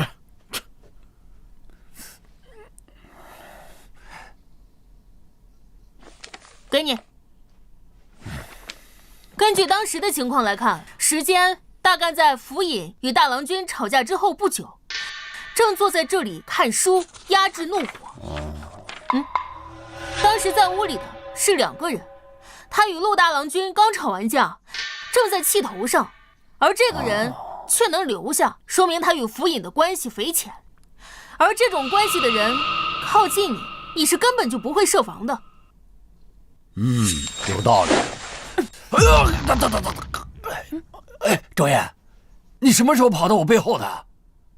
就像现在的情况一样，都头在知道是案情复原的情况下，尚没有注意到我姐，更别提府尹了。那雷都头，你想象现在自己就是府尹，你会有什么反应？那还用想吗？我肯定使劲挣扎，完了身体往后顶，完了想办法扯断脖子上的琴弦啊！非常好，根据府尹的尸体来看，他也是这样想的。但琴弦这种东西太细太锋利，一旦割入脖子，就无法扯断。所以你接下来还会怎样？这样？没错，当发现无法扯断脖子内的琴弦时，府尹就一定会尝试着去抓到凶手胳膊或者身体。但以府尹现在坐着的姿势来看，就只能像雷都头一样抓到凶手的前臂。我明白了，府尹大人临死之前很有可能抓住了凶手的前臂。那现在只要找到手臂上有新伤的人，就知道凶手是谁了。愚蠢，愚蠢！本官实在是看不下去了，汴京府的都头就只有这种水平吗？哼！哎呀，还是陆府尹无能，导致手底下都是一群酒囊饭袋。沈大人此言何意？本官看了一会儿，便已知晓这凶徒是早有预谋。他能费尽心机地做成密室，又岂会留下这些明显的破绽让你们抓？事实上，他只要事先带上后护腕，或在手臂处塞上一些布，都能避免留下伤痕。堂堂汴京府都头，连这个都搞不清楚，还破什么案？老雷，别冲动。没想到沈郎中也擅长破案之道。本官乃是刑部郎中，破案本就是分内之事，你不必拍我马屁。今日你们若是破不了案，本官上任后定会一个不留的逐出汴京府。本官手底下可不养闲人。那沈郎中是否知道凶手是以何种手法布置的密室啊？这本官当然知道，只是为何要告诉你？正如沈郎中所讲，这是一场蓄谋已久的谋杀，凶手定会做好万全的准备。正常而言，锋利的琴弦会在他手上留下割裂的伤口。不过，既然能考虑到手臂，那也一定能考虑到手心，所以他大概率是戴了手套或者垫了棉布之类，手上也不会留下证据给我们。姐，你现在就是凶手，已经杀完了府尹，接下来就是逃跑，并将这里布置成了密室。你拿着琴弦到那边去。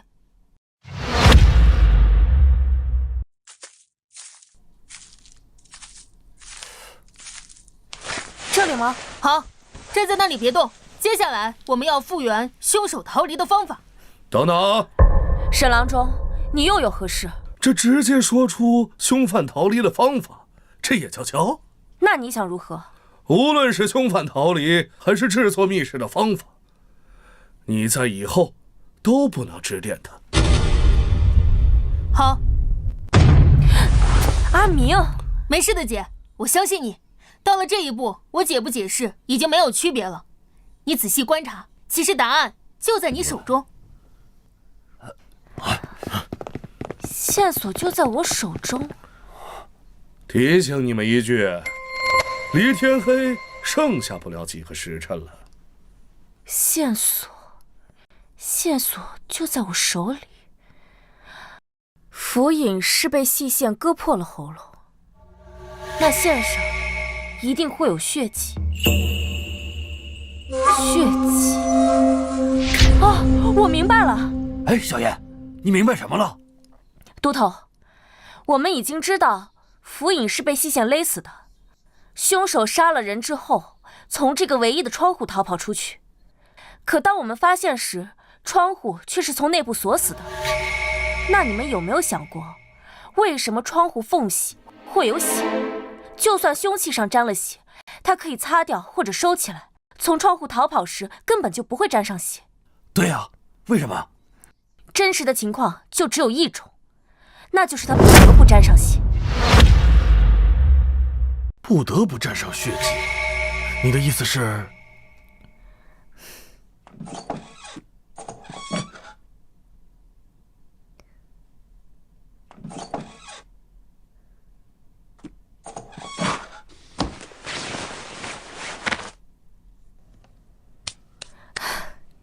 两位都头，这个窗户离地并不高，很容易就能翻过来。接下来，我把门窗从外面关上。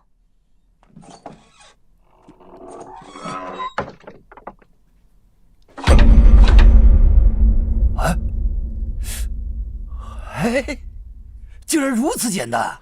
这还真被他们解开了。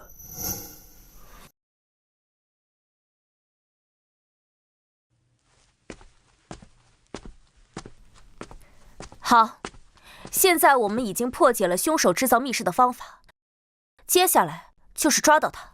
你已经掌握破案的基本原理，没问题。我说过，破案的基本方法有2种，第一就是找到杀人手法，第二点也是最关键的一点，找到杀人的动机。这世上的所有案子，说1000道10000，9成9都离不开利、财、情、仇4个字。除了极少数天生以杀人为乐的变态，因为正常人不会毫无缘由的去杀一个与自己毫不相干的人。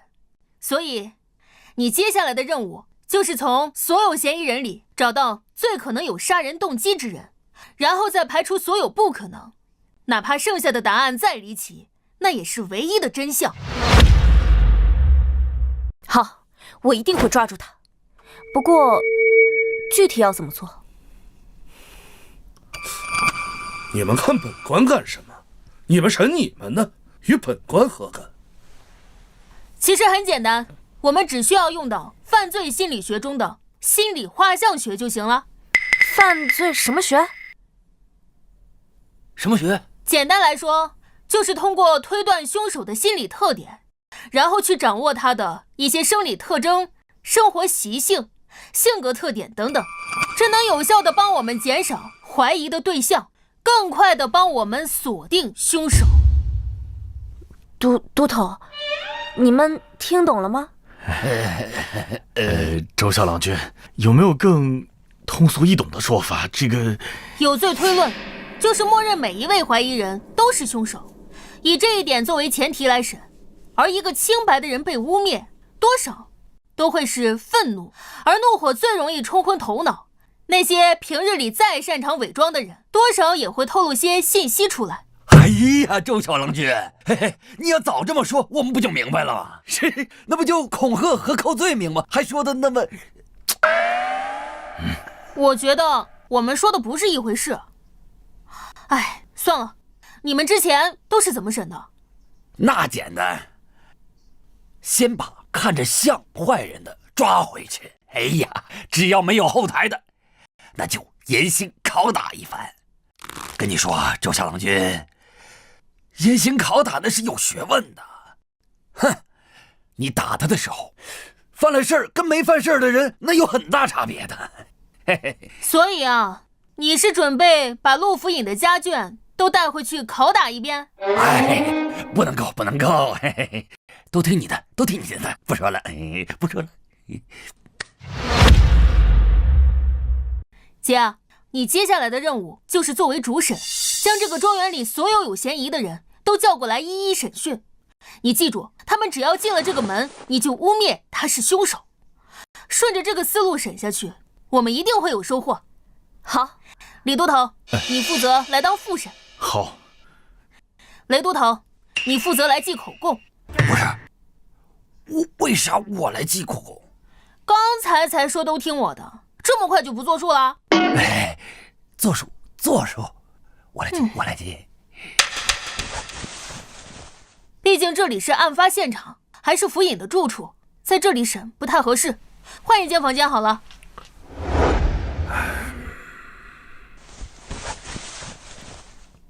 周神甫，开始审吧，你们的时间可不多了。这就不劳郎中费心了。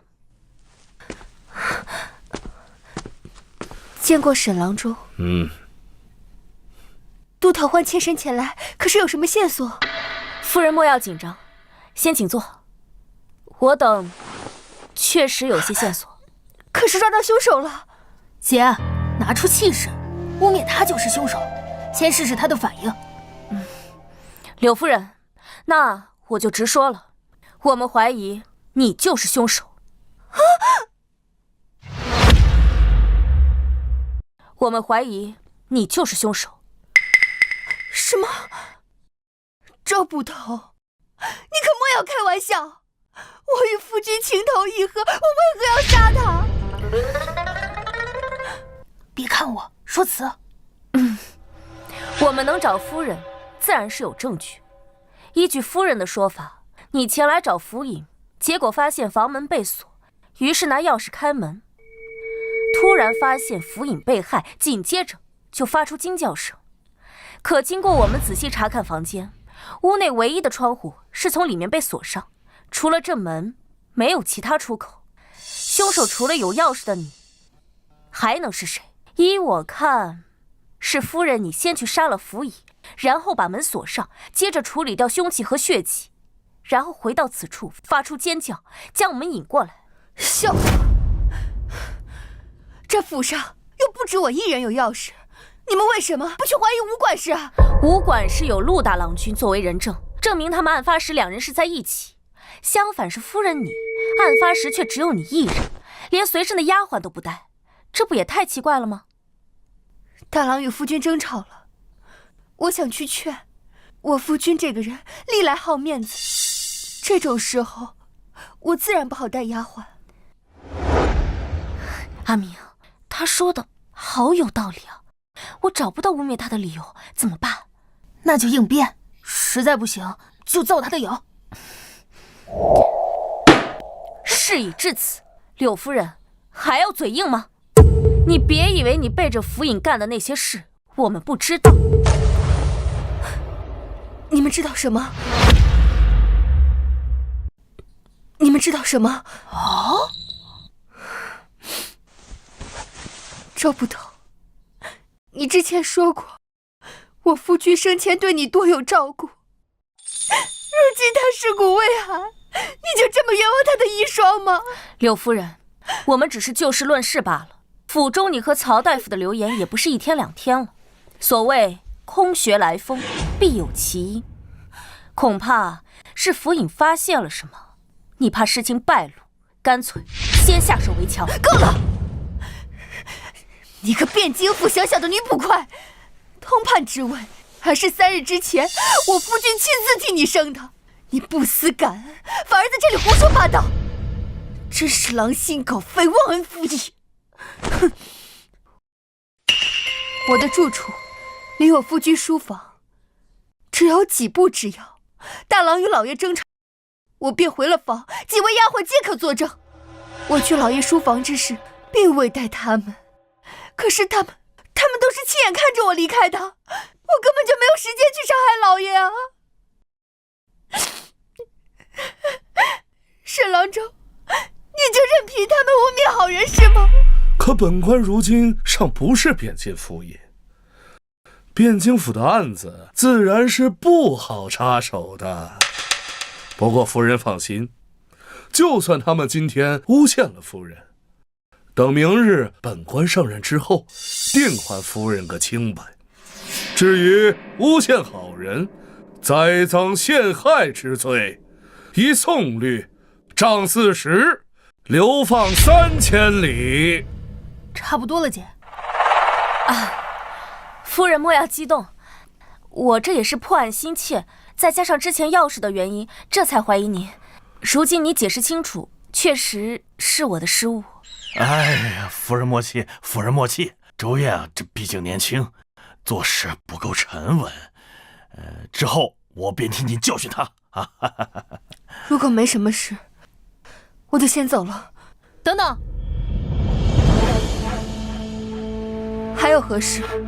我代我姐向您道歉。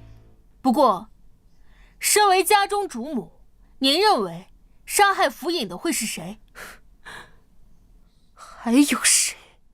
还不是他大儿子陆文成？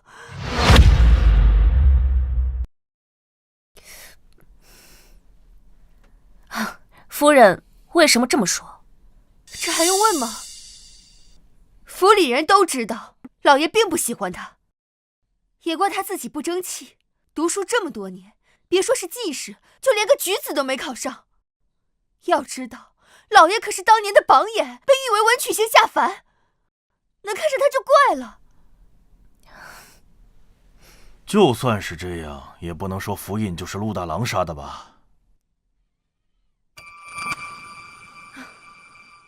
既然话说到这儿，我也就明说了，这大郎科举无望，时常惦记老爷手中的印官名额。这按照大宋律法，像老爷这种4品官，可以服印直系一个9品官缺。我因是妾室，虽得老爷宠爱，但始终失了名分。这二老便一直是庶出。这按大宋律法，庶子无资格任印官。这些年来，老爷虽未曾将印官职位给他，他也却未说什么。就在3日之前，这老爷突然向我提及要将我扶正之事。这些年来，我虽与老爷十分恩爱，时常也向老爷提及这扶正之事，可老爷业务繁忙，便一直拖着。这次他主动向我提及，我自然是欣喜，也没有多想。如今细细想来，一定是陆文成，一定是陆文成，怕我一旦扶正，这二老变成了嫡子，会对他造成伤害。这归根结底是我害了老爷。夫人请放心，若真是陆大郎所为，我等必会将他绳之以法。还请夫人先回去休息。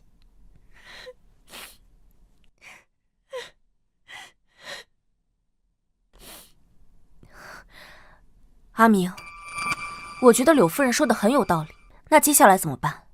要不直接审问陆大郎？你还真是相信了他的鬼话呀！哼，这女人啊，就是头发长，见识短。郎中此言何意啊？柳夫人话中有理有据，亦给出了陆大郎可能行凶的缘由。郎中为何不信呢？我为何要告诉你们这群蠢货？哼，你们自己慢慢想去吧。我知道你要说什么。小子，你知道什么吗？我若说对了，不算帮他们破案吗？你若猜对了，那本官自然网开一面；你若猜错了，我从现在开始，本官今天不许你再说任何一句话。那干脆阿明就不要再说话好了，到时候阿明不论说什么，你都说没猜对，那我们岂不是稳输？哼，那本官岂会做出那无赖之事？若是不敢，那就早早认输。本官没时间哄小孩玩。好，我接了。我若说对了，沈郎中得允许我在接下来破案的时候有一次畅所欲言的机会，如何？好，本官便与你赌。柳夫人刚才之言虽然自洽，却有3个疑点。第一，陆大郎君的关系与府尹一直不好，这一点只要是府中之人皆知。还有，他说他与府尹十分恩爱，这一点却不见得。他自己说过，往昔也曾与府尹提过扶正之事，却都未被应允。他说是因为府尹公务繁忙，但是想，若两人真的恩爱，再加上府尹常年无正妻的情况下，想将柳夫人扶正不过是一句话的事，拖到现在，只能说他并没有像柳夫人说的那样恩爱。其次，吴管家说过，这里是府尹游玩的庄园，只有平日里休沐时才会来，但日常事务都由柳夫人来打理。这说明他常年住在此处。若他们夫妻俩真的恩爱，为什么陆府尹不让柳夫人住到城里的府中呢？我听闻柳夫人体弱多病，或许是府尹安排她在此养病啊。不会，原因就在第二个疑点。为什么府尹那么多年不提柳夫人扶正，偏偏3日前就提了？3日前，那不是北辽西做刚结案之后吗？没错。为什么他那么多年前不提，偏偏这个时候提了呢？很简单，因为他的身份马上就要不同了。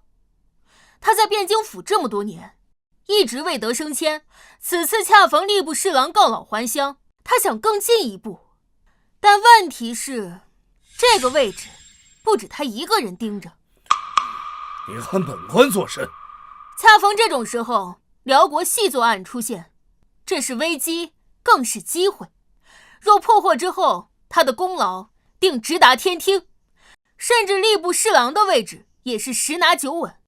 而一旦成为了吏部侍郎这种核心高官，他的地位将会今非昔比，甚至以他的年龄，进入中书门下，甚至成为那几个相公之一，也未可知。但这种时候，正式之位若持续空悬，就会成为一种隐患。毕竟身居高位，政事未决，许多世家大族定会闻风而动，其中利益太多，像府尹这种官场老手定自然明白，更不想沾染。甚至时间长了，许多官家为了表现体贴，来个赐婚什么的都说不准。对府尹来说，与其留着这个隐患，不如将自己知根知底的柳夫人扶正。这么说来，府尹将柳夫人扶正，完全是为了自己的仕途？8成是的。第3点，也是最重要的一点，杀人除了要考虑动机之外，还要考虑收益。站在陆大郎君的角度来看，一个阴官的名额，真的比一个即将晋升吏部侍郎的亲爹重要？怎么看都不如府尹活着给他的利益大。因此，只要陆大郎君还算正常，就不可能以这种理由杀人。沈郎中，不知我说的对或不对？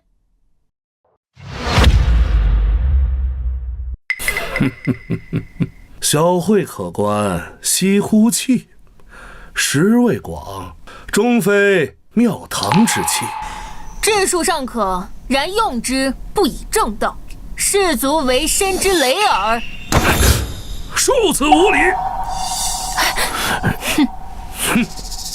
好一个身之累！那本官今天就要看看谁会成为谁的累。那沈郎中拭目以待。阿明，你刚才跟他说的话是什么意思啊？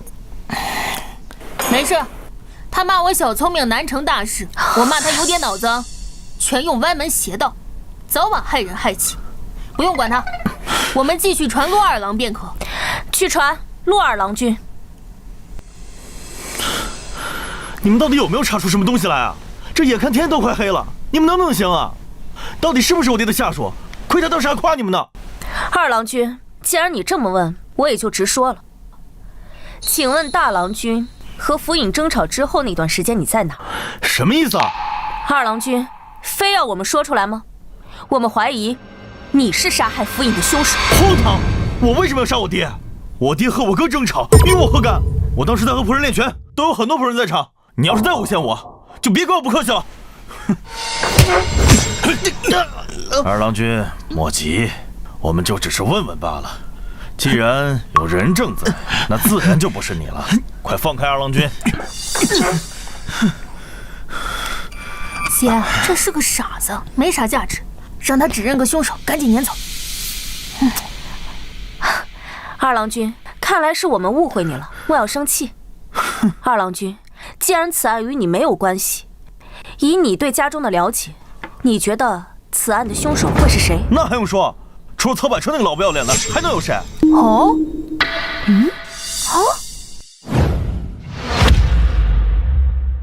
为何是他？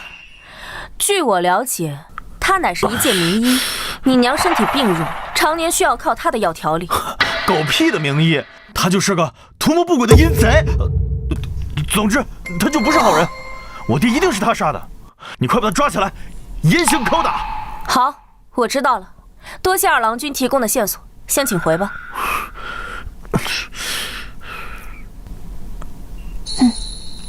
来人，去请曹大夫。大人，各位都头，不知找曹某何事啊？啊，曹大夫，你先坐，我们只是问几个关于案件的问题罢了。是。曹大夫，府尹遇害之时，你在哪儿？柳夫人又犯了病，府里的金线莲用完了，我回汴京去杏林堂去买，回府不过半个时辰。刚听说府尹遇害了，可有人同行作证？啊，只我一人。那这么说，就是没有证人喽？你什么意思？我们怀疑就是你杀害的府尹。荒谬！我与府尹无冤无仇，为何要杀他？无冤无仇，曹大夫可要知道，这天底下没有不透风的墙。我听不懂你在说什么。柳夫人已经承认你和他的关系了，你还想嘴硬到底吗？我叫周明，她是我姐姐周燕，你听说过我俩吗？沈郎中问些日常问题，不算直接参与吧？你问都问了，还问我，何用呢？这2日，听闻你破了一桩大案，府尹赞不绝口啊。那你猜，府尹请我和我姐来，是为了做什么？果然是来找我的。以你和柳夫人的关系，只要府尹眼不瞎，都会怀疑。而他请我和我姐来，就是为了找到你和柳夫人有私情的证据。府尹让我们来抓奸，我怎么不知道？哎呀，骗他的！你不用管我说什么，只要注意他的回答就行。事实上，我见到你和柳夫人第一面的时候，就察觉到你们2个的关系不正常。你当时虽行色匆匆，可我依旧注意到你手指上青黑色烟墨。见到柳夫人的时候，虽隔着一层轻纱，可我却在她眉间看到相同的颜色。曹大夫之前在为柳夫人画眉啊。曹大夫这是默认了？我早就知道瞒不住的，我早就提议过带着他远走高飞，可是他一直放不下如今的富贵生活。真的是你？我没错，是陆长该死。我以真儿青梅竹马，当年是他看真儿美貌，才要强行纳妾，真儿根本就不喜欢他。后来有一次，真儿生了病，我便借机自荐进入府中，后来没过多久，便旧情复燃了。所以你是和柳夫人察觉到我们来的目的后，想着先下手为强，杀掉了府尹，刚好陆大郎又和府尹吵完了一架，还能栽赃嫁祸给他，然后陆大郎就会因为弑父入狱，府尹的一切遗产都会被柳夫人和陆二郎继承，你也可以和柳夫人双宿双飞，对吗？不对，这件事与真儿无关，是我见到你们来后，怕私情暴露，杀了府尹。自始至终，真儿都不知情，他是无辜的。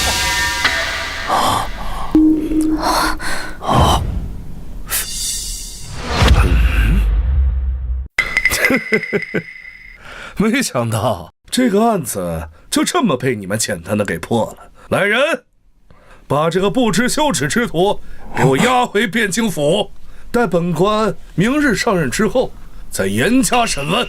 是。既然案子已经破了，本官自会论功行赏。天色不早了，回家等消息吧。走。等等，小子，你还有何事啊？案子还没破，他不是凶手。小子，你在说什么呢？审他的是你们，说他杀害府尹的还是你们，他都已经亲口承认了，你反倒是替他喊冤。陆府尹遇害离现在2个时辰，这处庄园离汴京不远，骑马往来只需2个时辰。而他若是凶手，可以在半路折返回来杀害府尹，然后再逃离，以此误导我们。但是仔细看，他鞋子上沾染青泥，这是杏林堂门前特有的青泥，这说明他前不久确实去过一趟。而杏林堂位于西城，从此庄园赶回汴京，只能由城东的宋门入城。汴京城内不得纵马，宋门到西城起码要1个多时辰，再加上回来的时间，前后时间刚好能对应上。再说他是否去过，派人去杏林堂一问便知。好了，你说了这么多，我且问你，他若不是凶手，他为何要承认呢？很简单，他认为私通之事败露，柳夫人来不及与他商议，便杀了府尹。他主动认罪，只是为了保下柳夫人。如果仅仅是私通，他这个奸夫8成是要重判，而柳夫人就不一样了。甚至如果府尹心软，他甚至不用入牢。但你却认为他会杀了府尹，甚至你会不惜替他顶罪，这就有意思了。我想想，这有2种可能。第一，柳夫人是真心的爱你，为了你不惜去杀了府尹，但你却说曾数次提出过和他远走高飞之事，但他放不下现在的富贵生活，这说明他并没有那么爱你，起码你的分量比不上他自己。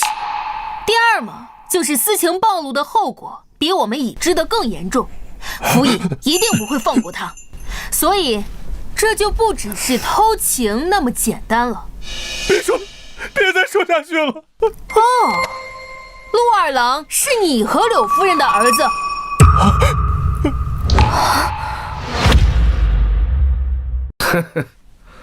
人都言陆府尹为官7年，宽宏大度，如今看果然不虚，大度到替人养了18年儿子都不自知。我只是在帮我解查府尹被杀一事，可对你和柳夫人一事没多大的兴趣。不过都查出来了，李都统，按惯例应如何办？依宋律，改收监候审。今日的情况，若能破府尹被杀一案，当与凶犯一同押回汴京府；若府尹之案不能破，单独收监，择日审理。说来说去，不还是收监吗？来啊，安排房间，把他关押起来，等离去时再带回汴京府。至于那柳夫人，她毕竟是陆府尹的家眷，责令不许出庄，待本官上任后审过这个奸夫再问。是。等等，曹大夫，依照你对此地的了解，若说出一名凶手，会是谁？吴管家。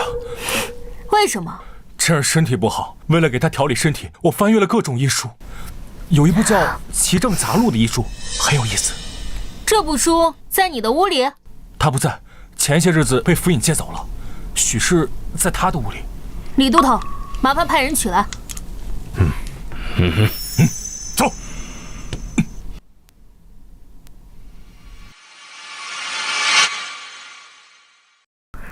督导，医书。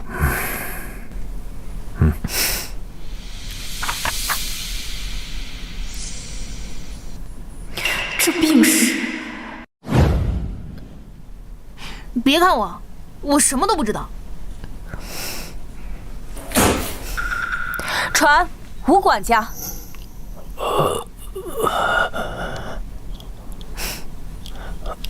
吴管家，曹大夫刚刚指认是你杀害了府尹，对此如何辩解？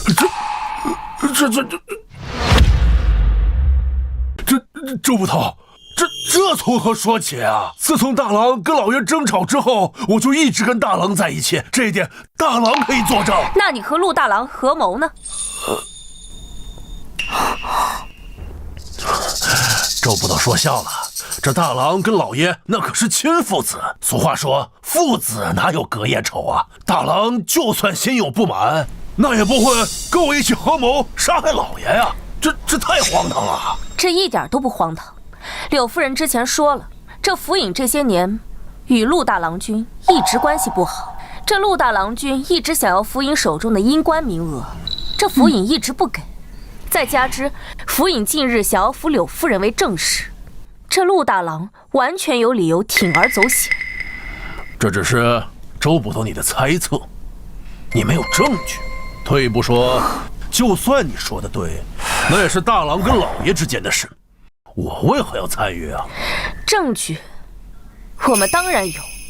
府尹被杀的那个房间，房门皆闭，可是整个庄子只有你和柳夫人有那房子的钥匙。柳夫人身边有丫鬟加以证明，已排除嫌疑。试问，除了你，还有谁可以杀了府尹之后再将房门关闭？至于为何要和陆大郎合谋，这就更简单了。我听闻当年你是随大夫人陪嫁而来，这些年一直不受府尹重视，心生怨念也很正常。再加之你与陆大郎君这些年一直很亲近，只要给你些承诺，事后再答应做些伪证，未尝不可铤而走险呢。既然周捕头如此笃定，那老儿也无话可说。但老儿还是那句话，说我杀了老爷，证据呢？姐，他审不出什么线索了，换下一个。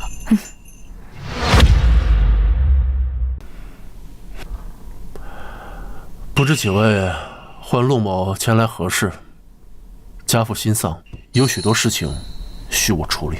陆郎君，你与府尹争吵之后去了何处？周捕头，此话何意？陆郎君，请你老实回话。我与家父争吵之后，便一直待在屋中。吴管家来寻我，并劝我说凡事以孝为先，我俩一直在一起。此事吴管家可以作证。吴管家已经招认，说是你二人合谋将其杀害。因你从小不被府尹喜爱，早已心生怨怼。再加之府尹欲将柳夫人扶正，你怕地位受到威胁，故而合谋将其杀害。笑话！这简直臆测！就算我与家父关系不怎么样，又怎会行此大逆不道之事？你们血口喷人，可有证据？郎中，您乃刑部重臣，便任由他们无凭无据冤枉一个好人。陆大郎莫要生气，有本官在，断然不会放跑一个坏人，当然也绝不能冤枉一个好人。若是今天他们拿不出证据，本官万万不让他动你分毫。有郎中这句话，我就放心了。今日尔等污蔑我，若拿不出证据的话，我定不会善罢甘休。证据我们当然有，这间庄子有府尹屋中钥匙的只有吴管家和柳夫人。柳夫人已摆脱嫌疑，那除了吴管家还能有谁？既然是吴管家，你又帮其做伪证，那不是合谋又是什么？荒谬，荒谬至极！就凭这种臆断，便要定罪？家父尚在时，就是这么教你们的吗？陆大郎君莫怪，我姐也是破案心切，想为陆府尹报仇。要不这样，你先在口供上签字画押，我们再继续查一查。若真不是这样，我们定还陆大郎君一个清白。雷都头，劳烦请陆大郎君签字。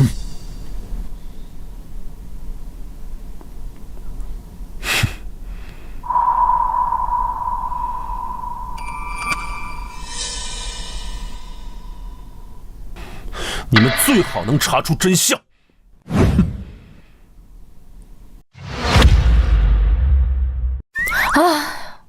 该审的人终于审完了。不，还有一个人没审。谁啊？秦柱。他案发时跟我们一直在一块儿，他也要审？不对，姐，你终于意识到，他和我们在一起的时间和案发时间其实是错开的。不过已经没关系了，依照现有的证据，这案子已经可以告破了，只差最后一点细节需要确认。李都头，我需要去汴京府查一个人的档案，不知可否？这个吧，原则上不可以。哎，小郎君，你想查谁的过去？嘿嘿，我可以代劳吗？那就有劳雷都头了。我想查陆府尹的刘当。谁？啊？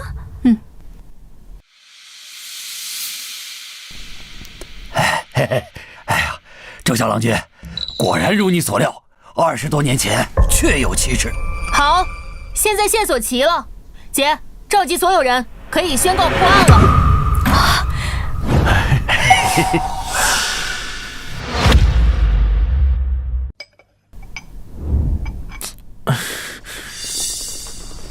堂哥，吴管家，你们也被叫来了。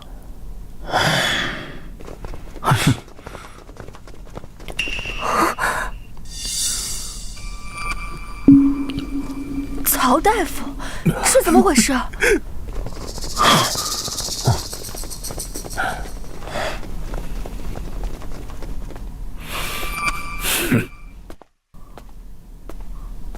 三位，你们审也审过了，现在把大家都带到这里一起，是发现凶手了吗？是的，我们已经确认了凶手，并且凶手就在这儿。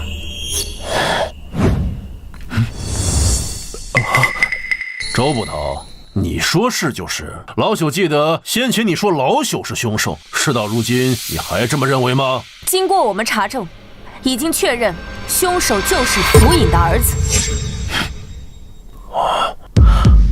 你们都看着我干什么？难道你们怀疑我是凶手？你的确不是凶手，我刚才说凶手是府尹的儿子，而你并非府尹亲生。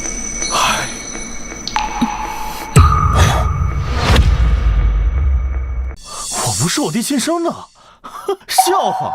你说不是就不是。娘，告诉他们。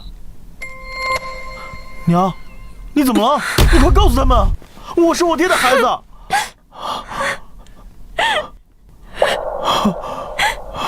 是谁？告诉我那个人是谁！果然是你，我就知道是你！你这个禽兽，我杀你！陆二郎，莫要浪费大家的时间，你的家事以后有的是时间处理。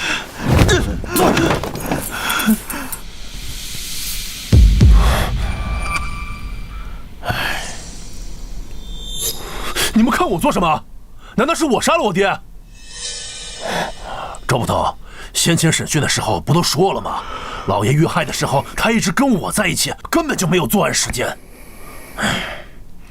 哼，是我得了失心疯杀了我爹吗？且不说这一条罪是大逆不道之罪，只要他还活着，我便是府尹之子，马上就能成为侍郎之子。就算为了我的前程着想，我有10000个理由去孝顺他，并非去杀他。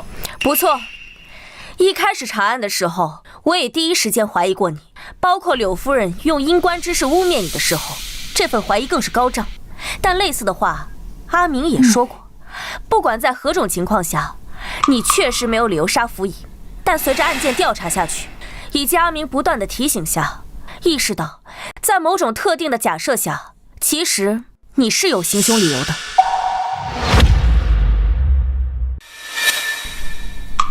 这部《奇正杂录》是在府尹的房间里发现的，里面记载了一些罕见的疑难杂症。折痕恰巧翻到这一页，这一页上记载了一个罕见的杂症，名为止静症。这种病不致命，年轻时不显现，只在愤怒时或年老后才会显示出来。发作时会心慌难耐，双手会不受控制的轻颤，喝酒便可缓解。吴管家，我没记错的话，我们刚来的时候，你好像有过类似的情况吧？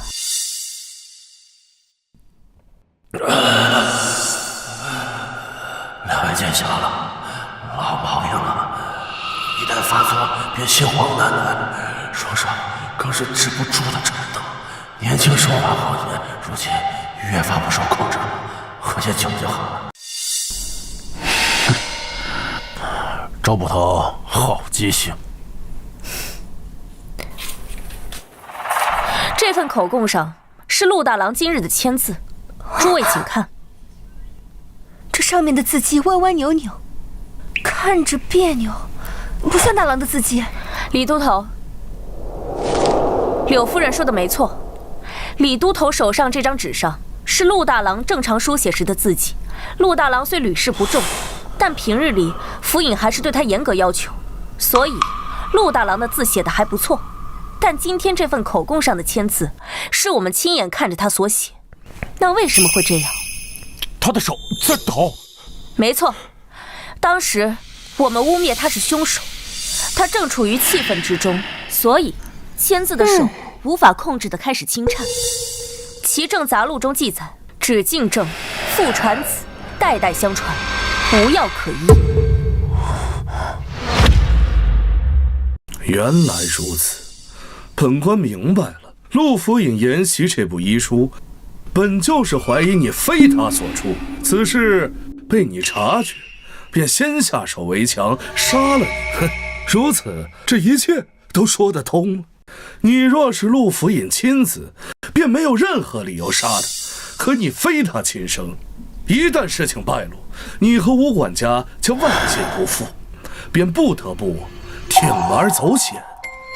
只是可惜了陆府尹，原以为是家门不幸，只有庶子非他所出，结果没想到，就连嫡子亦是他人的种。真是可惜可叹呐！你说的没错，我的确并非我爹亲生儿子，这一点我早已经意识到了。爹最近一直在怀疑我的身世，我也想过铤而走险，可我没来得及动手的时候，我爹已经死了。你的意思是，陆府尹不是你杀的？事情已经到了这个地步，你这个狼心狗肺之徒还在这里狡辩！来人，押回汴京府，大刑伺候。本官倒要看看你的嘴有多硬。是。郎中且慢。哦，他不是凶手。周捕头，这是何意啊？还是我来说吧。沈郎中，刚才我和你打赌，我还有一次畅所欲言的机会，还作数吗？哼，随你。我姐刚刚其实已经说得很明白了，杀害府尹的是他的儿子，但是陆大郎君与陆二郎君都不是府尹亲生，那自然就不是杀害府尹的凶手。等等，你的意思是，这陆大人还有个亲生儿子？那是当然。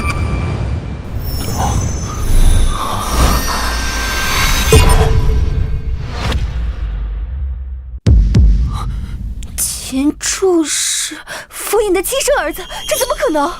没什么不可能的，你来说还是我替你说？周小郎君莫说笑了，我这下等人怎么可能是府尹的儿子啊？我记得你是均州人对吧？啊，那又如何？莫非就是因为是均州人就杀了府尹？天下哪有这样的道理啊？你说的没错，但是这天下绝大多数杀人案都总有一个理由吧？就比如陆府尹也是均州人。那可真是巧了，或许陆府尹是看在我是同乡的份上，才收留落难的我吧。柳夫人，我记得您之前提过，府尹也是榜眼出身，可还记得是多少年前的哪一榜？是27年前，治平3年的开科。秦大哥今年好像也是27岁。这又说明什么？我看过陆府尹的告申，里面有他的留档。在27年前，他中榜眼之时，朝中霍太尉相中了他，非要招他为婿，也就是大郎的亲娘已逝的霍氏主母。这本是一段佳话，可就在第2年，有一个叫秦玉珍的女子，一路从均州乞讨到汴京，敲响了汴京府的鸣冤鼓，状告当科榜眼。这案子在当年并没有引起轰动，因为他根本就没有告起来。汴京府接了状子，不过3天，秦玉珍便自己撤诉。中间发生了什么，时过境迁，我也不知道。但根据当年只言片语的口供中，秦玉珍在均州还有一位孩子。哎，这可真巧，算算年龄，这位孩子与秦大哥同岁啊。故事编得可真好啊！可天下那么多同龄人，凭什么认为我是秦玉珍和陆正的孩子？奇怪，秦大哥怎么知道这孩子是秦玉珍和陆正的呢？在刚才的故事里，我只说过秦玉珍状告陆榜眼，却未提过他俩曾是夫妻。算了，现在也可以让你死心了。不得不说，秦大哥你真是位孝子。雷都头，东西呢？这儿呢。你在哪儿找到的？还给我！你屋里找到的。不得不说啊，你藏的还真隐秘。要不是我，换成其他人还真不好找。庶子！放开！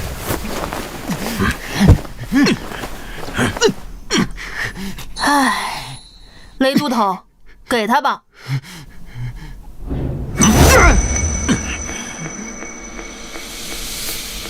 现在可以说了吧？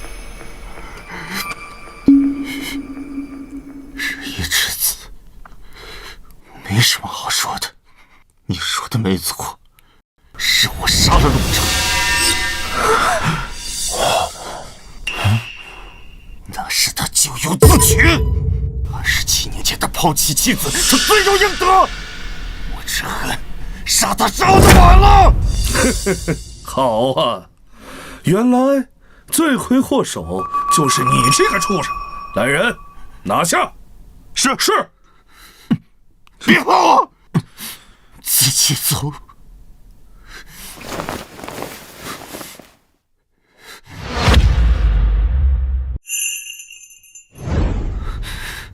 周小郎君，我想知道你是从什么时候开始怀疑我的？你来找我们的时候，你当时不该来找我们，表演得太可疑，画蛇添足。押走。精彩，真是精彩！不愧是帮陆府爷破了细作案的神童，连本官都不由叹服。不过你们这么辛苦的破案，最后是功劳，还是便宜了本官。哎呀，真是惭愧呀！这样，本官惜才，再给你们一个机会。现在跪下，对本官宣誓效忠，今后尽心尽力地为本官做事。本官上任后，非但不会针对一切，还会给他升官重用，如何呀？你无耻！圣旨到！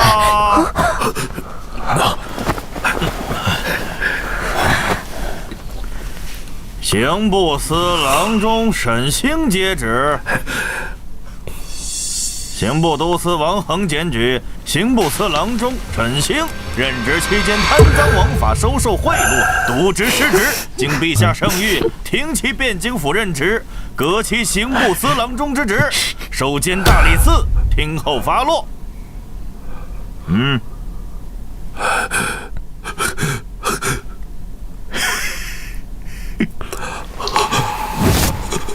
周燕、周明、李文广、雷云可在？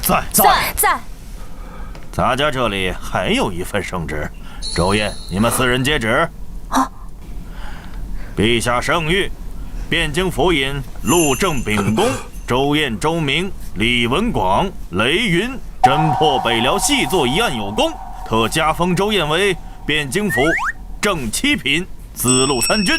李文广加封为汴京府正8品左右军巡总使，雷云封为正8品提刑，赐周明大宋神探金牌，钦此。谢谢长官隆恩。看，这就是守护家人的感觉吗？这个时代其实也挺不错的。